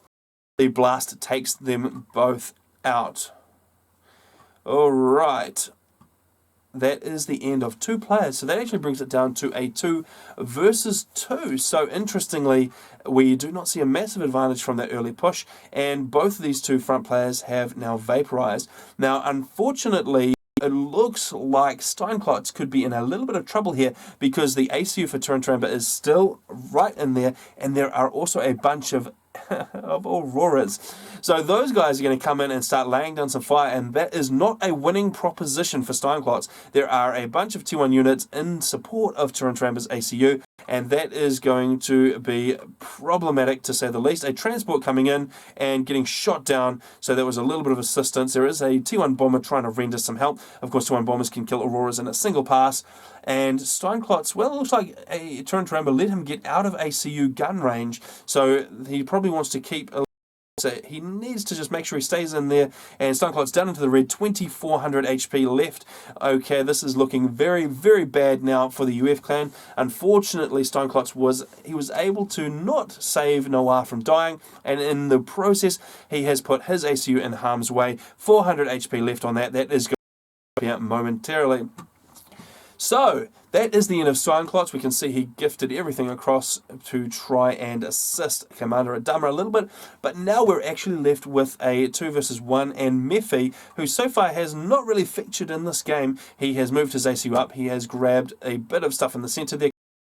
Is in the center as well. Both these guys throwing up T1 PD, trying to secure the area, and it looks like Mephi's units are going to have to back up out of there. Mephi's ACU is right here. He doesn't look like he's got much in the way of upgrades right now, but unfortunately for Commander Adama, there is a whole T1 army here ready to loop around the outside and hit the main base defenses right now. So this is looking pretty bad for UEF, and that is going to be the end of it. So let's go and just speed that up a little bit and let this game play out. Noir suggesting Control K to not waste time, so we can probably expect a little bit of that, or maybe he's just going to run face first into some PD and see how he gets on. And Commander Adama, it's not completely outside the realm of possibility to take on 2v1, but unfortunately with the other players already established, we can see there's a massive stream of T1. They are just going to come around here. There's not much to be done about that. The T1 PD that trying to throw down is going to be a little bit of a problem because there are some artillery in the mix. So Fervor for Aeon, those guys are going to be able to rip through the T1 artillery, so T1 PD I should say. So not much to be done. Alright, while this plays out, let's see if we can figure out what game we're going to look at next. So after the 3 versus 3s, we move up to the 4 versus 4 on Africa, and Africa's a really nice little map, and let's see, we could switch back to the SNF versus VOR for that, or maybe we'll just actually watch both of them because we've not been too long so far, so we might actually just give both games a view because Africa is just such a fun map. Okay, so we have got the Eco Noob, Dumb Noob, Chosen, and Fear of Noobs against Soviet Pride, Kiza, Gorton, and Calvarox. Let's see if we can pick that game up and get a game out of it. Alright. Alright, let's drop out of there. Alright, so a pretty quick dispatch of the UEF clan there. So the double commander push, while it did kind of succeed, it kind of failed as well because Beast Mode guns died pretty early on in the piece, but it did mean that they did enough damage. They were able to catch the second ACU out, and that was the death knell, and then a 2 versus 1 meant that the game was practically over, so not lasting terribly long at all. Alright, so let's get ready to show this next game on Africa. So we're going to VOR versus SNF, so let's get that loaded up, and unfortunately we've got replay not found, and let's just have a quick check in chat and see if they are still playing, and it doesn't look like they're actually playing. So we could have a bit of an issue like last week, because last week we did have a severe number of issues with getting replays out of the replay vault, and we might be finding the same sort of things. I'll give it one go, and let's just see if we can get that game. No, not found. So that is not looking particularly flash for getting that replay. It will have to be posted to the forum thread and will have to be picked up a little bit later in the week, hopefully by one of the casters, and get that out. Games are generally pretty good, so we'll see if that works out or not. Now I'm just waiting here for the FAF client because it's going a little bit slow again, so let's just throw some nice stuff up. Let's go show this again because we're waiting for the client. Alright, so we've got Forged Alliance Forever. Got to plug this as much as I can. Anybody who watches this, this will be posted to YouTube later. It is currently live on Twitch. If you're watching this on YouTube, remember to jump over to faforever.com and make sure you play Forged Alliance with us because it is awesome, and you will be more awesome having done so. Alright, we have got the UEF versus VOR Africa game. to find that. It looks like the replay vault is going to serve that up for me, and that is a welcome sight indeed. So we should be very shortly underway on Africa and get another game. We'll hopefully see a little bit more action out of Mephi this time. That last game he just didn't manage to get into the game too much. It was over just a little bit quickly. Alright, let's jump into the game and we can see loading screen, and we will see how this goes down. Of course, Africa, we saw that debut reasonably recently, and it makes for some fantastic play because we have got the on the land masses up the centre and the water either side, and that makes for a nice little mix of naval play and land pushes, and we get a nice little series of battles. Alright, here we go. For some reason everything is running a little bit slowly today, but we'll take what we can get. Alright, in the south we have the Break-A-Wish Foundation. Let's go over here and start with Zero. So he has opted for Cybran. He is on the far left. He's going to throw down his first land factory. He's going to grab some power gens, and he is going to get his air factory up after that. I'll just zoom out on the minimap just a little bit. There we go. And beside him, we have got, in his usual green colour, Mephi opting for Aeon once again. He's throwing down his first land factory. He's going to grab his core mixers, and then he's going to go after his hydro. Down here, we have got Postal once again. He has opted for UEF this time. He has got his land factory, and the same thing as Mephi, to get his mixers and throw down that hydro. And then over here, last for the Boar clan, we've got Solar. He is rated 1400. He is going Cybran. He is in Cyan, and he has got his factory down. He is getting his hydro underway. Their opponents in the north, we have got the UEF. Starting with Noir, he has opted for Seraphim this time. He's throwing down his first land factory, and he's got a little bit of a plan to grab that hydro reasonably quickly. We have got beside him Commander Adama. He is in grey this time, and he is currently underway with his hydro production. Beside him we've got Hawkeye. He is going blue, and he is UEF, just about completed that hydro. And last but not least, for the UEF clan, Steinklot switching up his colour once again. He is now in bright yellow, and he has got his first land factory down, and he is getting a second land factory underway once that hydro is done. So the African map makes for fantastic play because we have basically two lanes around the centre crater. We've got each side of it. We've got a whole lot of reclaim in the centre there, and that makes for fantastic land battles. Then on the sides we have got enough room to get some navy underway, so we see frigates pretty early on in the piece, and we cruisers and destroyers later on, and especially with a few Cybran players in the mix, we can probably expect a few Salem class destroyers to be wandering with their little legs up onto land and making nuisances of themselves. In terms of the early land expansion, we've got a scout out here for Zero. He's just trying to get a little bit of eyes on, perhaps spot any bombers coming his way from the UEF clan, and there's a little bit of a response here. We've got a striker coming down. He is going to try and make a bit of a nuisance of himself and cause problems for Zero.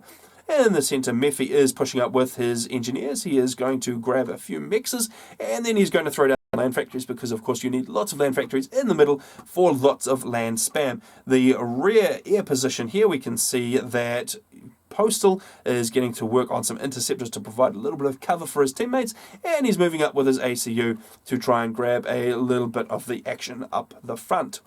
And on the far side, we can see not a lot of expansion. Well, he's doing reasonably well with this engineer, grabbing a few more mixers, and the ACU will be heading over to the water. He is either going to try and help with the land battle or get to work on the navy, and we can see two navies going down. We've got Zero throwing down a naval factory there, and a corresponding naval factory going down Steinklot. So both of these guys trying to get in the water a little bit earlier than their counterparts on the right hand side. We can see some plans for factories. In fact, the ACU is going to go for the factory, and there's the extra factories over here from another engineer. Alright, we've got an early bomber out here from Hawkeye. He is managing to do a little bit of damage, taking out that one scout. So that is going to knock away the radar coverage that that guy was providing. And that bomber is going to come in and probably try and find a few engineers. And there is a couple of interceptors now on his case. He's probably not going to get any more kills, which is unfortunate because there are a nice bunch of juicy engineers down here, which he will not be able to sample. Down goes that bomber, and we can see a little bit of a push on the left-hand side, so that's combined between Steinklotz and Hawkeye. Both these guys are just pushing up a little bit, and there is not a lot of land units, but there is an ACU. So if those guys run face first into the ACU, they will die pretty quickly, but of course they have the option of shooting up onto the plateau and around and causing a little bit more damage. If they can get past the ACU, then they can cause a little bit of damage because there are not a lot of combat units back here for Zero. And actually, it looks like Commander Adama is being very aggressive. He's got a pretty big land spam stream heading out down towards these guys. And it looks like the strategy might be here for the UEF clan to push very, very hard against Zero on the left-hand side, because we've got units from 3 players all converging down on Zero's position. They do need to be very careful though, because Mephi is a pretty good player. He's played this once or twice, and he is going to be able to opportunity to tick up and cause big problems later on if they don't deal with him early. So you definitely do not want to leave Mephi uncontested to apply no pressure. That would give him a pretty severe advantage down the line. And it looks like these guys are actually switching up. They realize the ACU is there for Zero, and they're moving the T1 units away, and they're going to hit down the center a little bit. I'm not sure if they're aware that Mephi's ACU is there, but they will pretty soon if they don't already. The ACUs for UEF, they are reasonably far forward. There's a bunch of engineers also reclaiming, so very nice on the reclaim.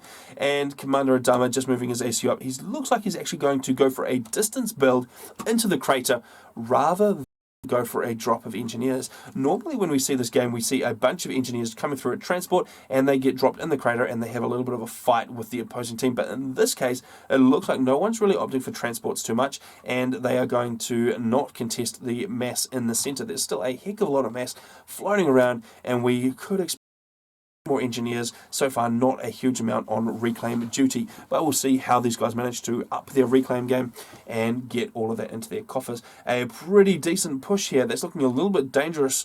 Nowire is coming through, and there is not a lot, and actually it looks like Postal is backing up his ACU, abandoning that forward position because there is just a bit much T1 online. There are a few bombers floating around for Postal, and they are doing a little bit of work. So Mephi and Postal doing a very solid game of air control there. They are managing to scoop everything out of the air that Noara is throwing at them. But this T1 push is just a little bit more than they can manage at the moment. There is a solid line of coming in. There is a bunch more from Commander Adama, so a lot of Mantis joining the fray, and that is potentially a little bit problematic because Postal doesn't have much in the way of land forces. Mephi's got a little bit here, but he's facing the combined power of 2 spam factories. Well, 2 players of spam factories, and going to be quite hard to deal with. Zero also under a little bit of pressure. The units from Steinklotz pushing all the way out to this forward factory position, so that's still a problem. There is a T1 PD here, and there are no Medusas in the mix. Actually, Steinklotz is UEF, so we'd be looking for Lobos. So he doesn't actually have any Lobos on the front line, so he can't push through very effectively right now. But right now the center is looking very, very dangerous for the UEF clan because they have got so many T1 units, and so far it's just Mephi with this production. So Postal's frontline production was completely shut down. Those factories are completely gone, and that means that they are relying solely on Mephi to be able to hold the line between, well, and Commander Adama, while Zero holds off Steinklotz on the left there. The naval factory did not end up being completed there for Zero, and it did go down there for, actually, Zero's naval factory must have been completed but then destroyed, and probably because the ACU for Steinklotz is way up here, and he is looking a little bit vulnerable. So fortunately for him, he can jump into the water when he needs to, and there are no torpedoes online for Zero to be able to hurt him. So still a massive convergence in the center of units. They're dumping a lot of reclaim, so the UEF clan needs to be a little bit more careful about dumping reclaim if they are not able to push Mephi and Postal. They are going to be dumping a lot of reclaim on their doorstep, so they do need to keep that in mind. But there is just such a lot of T1. It looks like Commander Adama is having a little bit of a hard time deciding between whether to attack Zero or whether to attack Mephi and Postal, because he is moving his Mantis back and forth between the 2 positions and the most use out of them. So we've got another bit of an air engagement going on here, and it's definitely a massive advantage for the South team. So the Ball Clan managing to hold a massive amount more interceptors in the air, doing very well, and bringing bombers in to boot. There is some static AA going up. There's a little bit of ground-based mobile AA as well. Those bombers are going to get shot down reasonably quickly, but they are still going to do a pretty good amount of damage, and that damage is definitely needed right now because there is so much T1 still pouring in. Mephi just not able to quite keep up with it. In terms of ecos, let's have a quick look down the scoreboard. We've got Mephi on 31. Let's look at the Ball Clan first. So 31, Solar on 30, Postal on 19, so he's hit very, very hard, and then Zero on 21. In contrast, the UEF clan sitting on 43 for Commander Adama. We've got 31 for Hawkeye and 27 for Noir and 19 for Stoneclot. So both sides with a player that was struggling a little bit for mass. Not necessarily a huge advantage for the UF clan, but I think they're probably just slightly ahead at this point. Mephi managing to build up a pretty good amount of forces in the centre, but they are split between helping Zero against Steinklots on the left there and fighting against Commander Adama and Noir on the right. So I'm just not sure Ball Clan has got enough in them to hold back the onslaught of T1 that is just constantly coming down and smashing into their front lines. And Noir just backing up a little bit with his ACU, throwing down an upgrade, so he's taking a little bit of fire. He's taking the opportunity to get an upgrade on him. So that is, well, it's very interesting. That has relieved the pressure on Mephi just enough for Mephi to send his forces across to deal with Steinklot's forces. And Sarah is badly in need of that assistance right now because he has just so little online. Sarah, of course, on 27 mass per tick, and that is just not enough to build the spam that he needs to fight against both Steinklots and who is Grey, Commander Adama. So that is not a very good proposition. So Ball Clan still coming under a lot of pressure. I would hope that they can tech up. We can see that Mephi has actually managed to get a T2 HQ there. Have we got any other T2?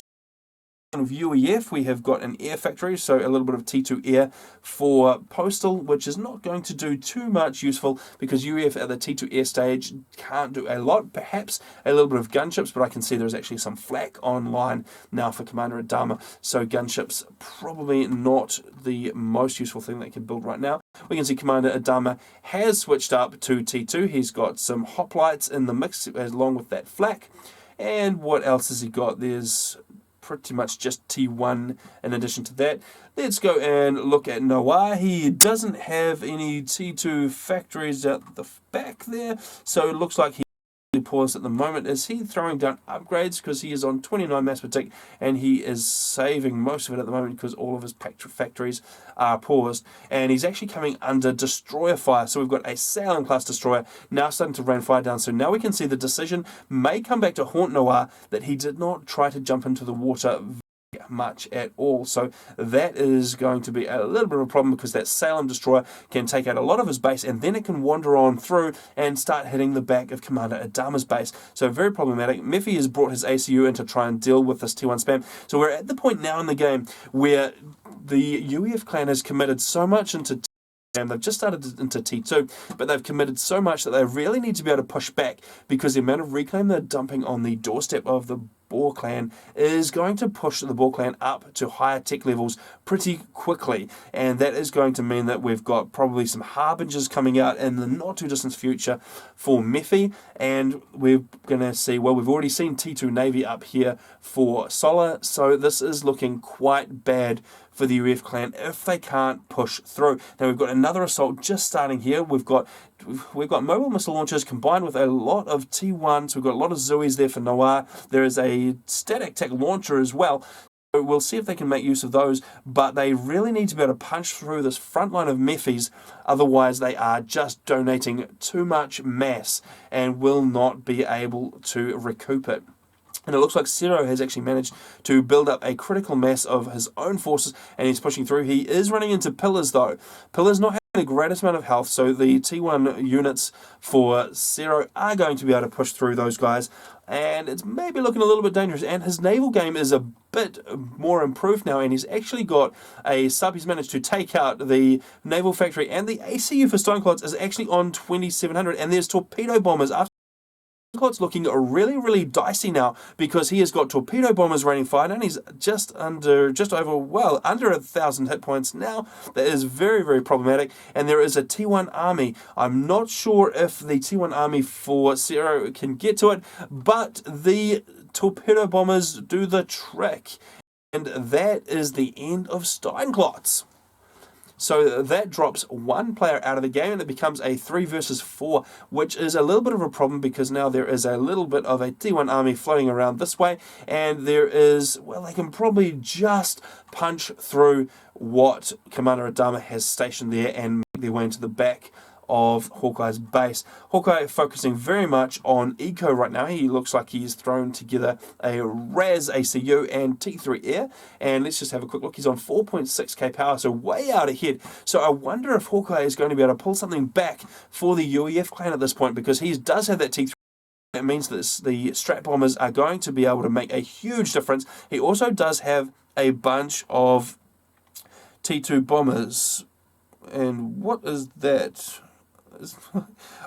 I don't know what the naming is there, because that's interesting. I didn't know that you could rename units. Okay, sure. Yes, of course you can rename the unit.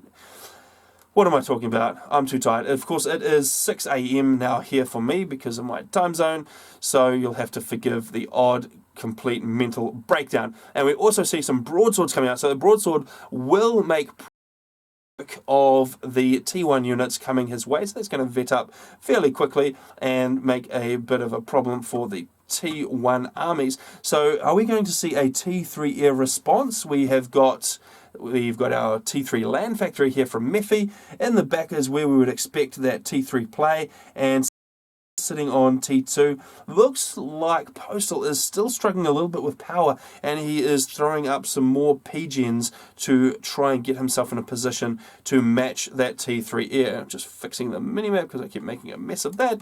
Alright, so he still needs to make his way to T3 air, which means that these broadswords are going to be very problematic. In fact, Noir is managing to push right up, so the T1 army is managing to make a bit of a problem. We've got Mephi and Postal in full retreat from this T1 army. So despite Zero managing to take out Steinklotz on the left there, that doesn't necessarily give a massive advantage to the Balkan, especially with that T3 in play, and the broadswords are now coming in. Is there anything that can challenge it? Mephi on maximum of 13,200 HP, and the T1 interceptors coming in.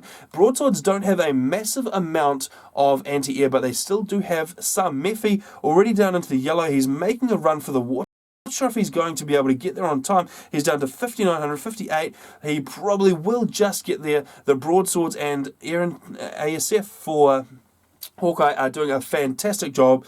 He does manage to get down into the water, but that is very problematic because the air game is definitely in the hands of Hawkeye right.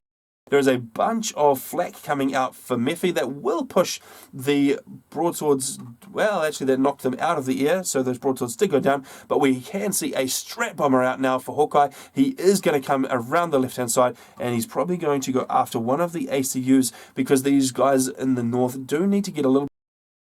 They do need to take out the player because there are 4 ecos running and there still are only 3 ecos. Looks like Commander Adama is getting his hands on some of that mass, but he's a little bit slow in doing so. So they are definitely struggling a little bit more for eco in the north. And well, actually, Hawkeye doing very well for himself. He was on 70 mass per tick. I wonder if that is a power stall. Quick look at him. No, it is not. That must have been a reclaim. So he's sitting on 49, Commander Adama on 62, Solar on 60, Mephi sitting on only 34, so not a lot of mass for him. Postal 38, Zero on 34, and Noir struggling massively on 13, and that is due to the Salem fire. Now, I'm not sure why the Salems haven't come walking out of the water for Solar and made their way across, because they would be absolutely problematic. And there are those harbingers that Mephi was going for. They have made their way right into the back of Commander Adama's base. They've taken out mixers. They've been taking out eco. They are causing all sorts of problems. Arbies are very, very difficult. But unfortunately for him, Noir is actually busting through Mephi's front door right now, and there is not a lot that Mephi has to stop it. His ACU is out of action while he is recovering from that broadsword assault, and that just means that Noir has got very, very little resistance right now. There is a couple of Oblivion turrets down, but 2 Oblivion turrets against that beefed up ACU. He's sitting on 24k maximum HP, so that is a very, very powerful ACU, and it looks like Postal coming in to try and hurt him a little bit, and the 14k HP on Postal combined with the Oblivion turrets going up is probably enough cause Noir a headache, and Noir is actually down into the yellow now. He is struggling a little bit for backup units, so the Oblivion turrets managing to rip away most of that T1. There was the Harbingers as well doing a fantastic job, and Noir just taking consistent fire nodes down to 10k HP, while Postal is still on 12k. So the little yellow bar against the big green bar, it looks like Postal is, well, he was at just an advantage, but in comes Strat Bombers, and unfortunately, Postal doesn't have anything to counter that. He will be able to bring mobile shields in and try and keep that ACU alive a little bit longer, but Miffy is actually completely out of air right now, and Hawkeye is just absolutely owning the skies. There was a gunship out from Postal, but that is going to do absolutely no good against ASF. He needs to stop producing those right now and get to work on ASF. Is that a T3 factory? Yes. He needs to get a bunch of T3 anti-air up and running, and it looks like he's probably going to sacrifice himself to take Noir, but it's not actually going to work. Noir is still on 4k HP, and he comes away with just under 2k from that ACU explosion. That does leave Noir a little bit vulnerable to a snipe right now, but unfortunately for the Boar Clan, there is nothing they can snipe with, and down goes the only T3 air factory that the Boar Clan had, and that is very problematic indeed. We can see the Salems are now starting to wander up onto the land, so, well, Solar doing a fantastic job over here, still not bringing those Salems up onto the land to take out the back of the base for Commander Adama. Well, there's still some running around and making a nuisance of themselves. Another broadsword coming in, but just not enough anti-air online for the South team. The Strat Bomber just continuing to go to work on Miffy's base. There is another broadsword in the mix. There is very little. There is actually a T3 mobile and out, so that Redeemer is going to start raining fire up onto the broadsword, and the broadswords are just so tanky. They've got so many HP, they are going to take quite some time. The sniper bot going down to the broadsword, the Redeemer still just firing away, the broadsword now down to about half health. He will go down at some point, but I'm pretty sure that Hawkeye can build broadswords faster than Miffy can kill him at that point, and Miffy actually redirecting all of that flak to come in to try and deal with the broadsword. Now that Strat Bomber is just absolutely going to town on all of the structures that the Boar Clan has put together. The Eco is disappearing, the T2 Naval HQ is under fire from that Strat Bomber. Perhaps not the best plan, because Hawkeye was to take out the Eco, and that would completely disable Zero. So Zero not able to do much, whereas as ACU he's in the water. Over here he's actually making an assault on this front little island base that Hawkeye has.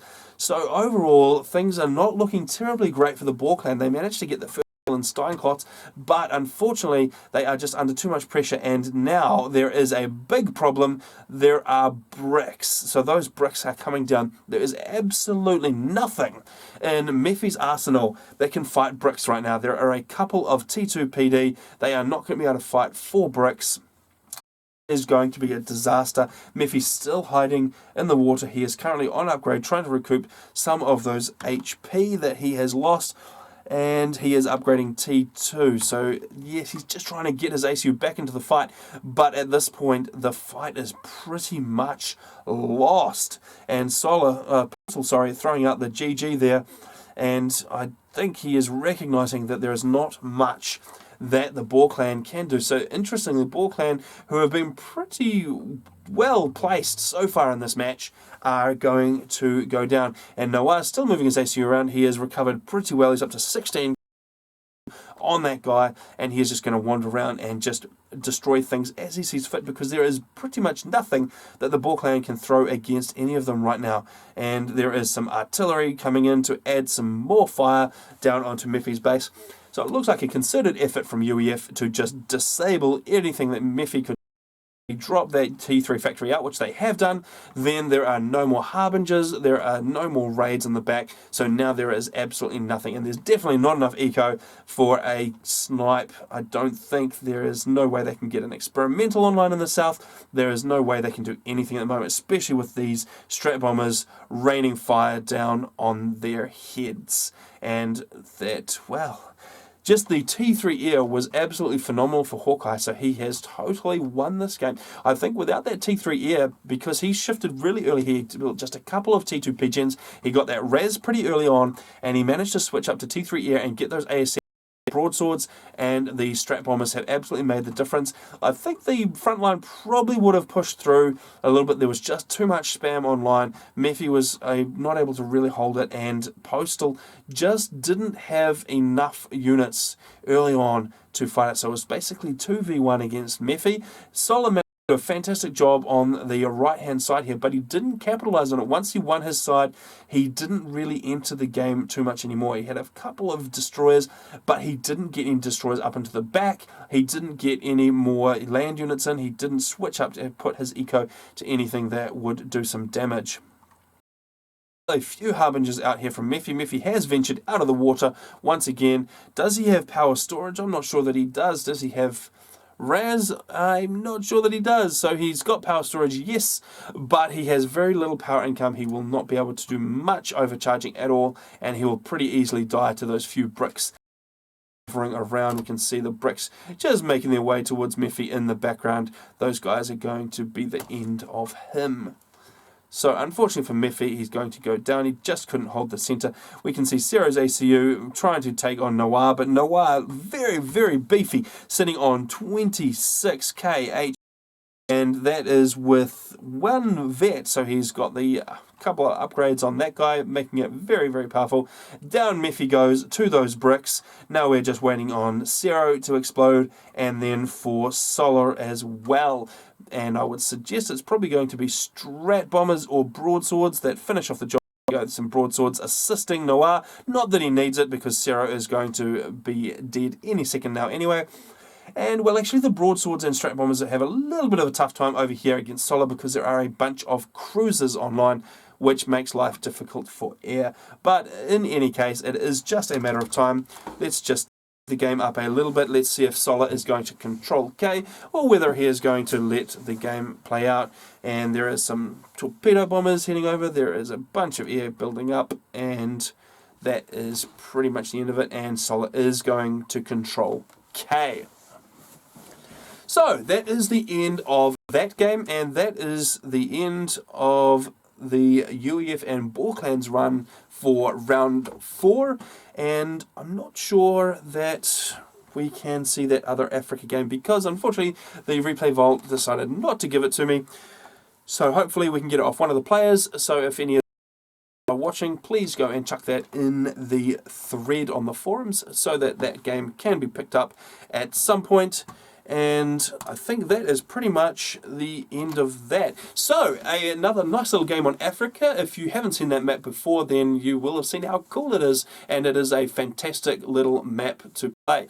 Alright, so that concludes our coverage of Week 4 of the Intergalactic Colosseum Season 7. We have seen a nice roundup of games there, and some more points for each of our teams, apart from, of course, the E-Clan, who had no opponents, because the Jew clan decided that they didn't play or wouldn't play or whatever it is, and that makes I think the third team out of the starting 7.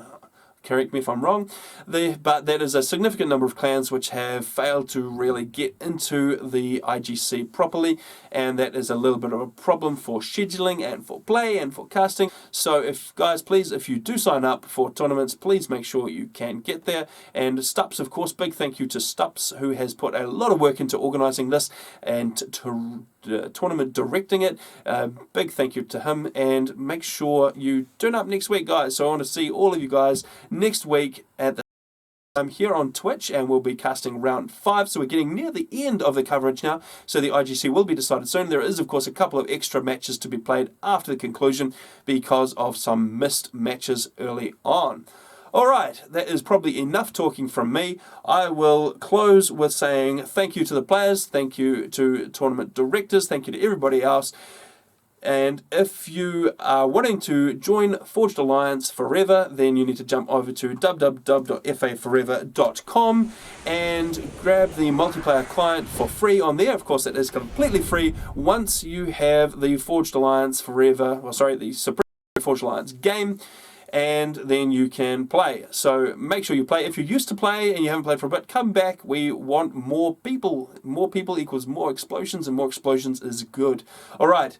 Thank you for watching. I will see you guys all next week, and that will be for the next of the Intergalactic Colosseum.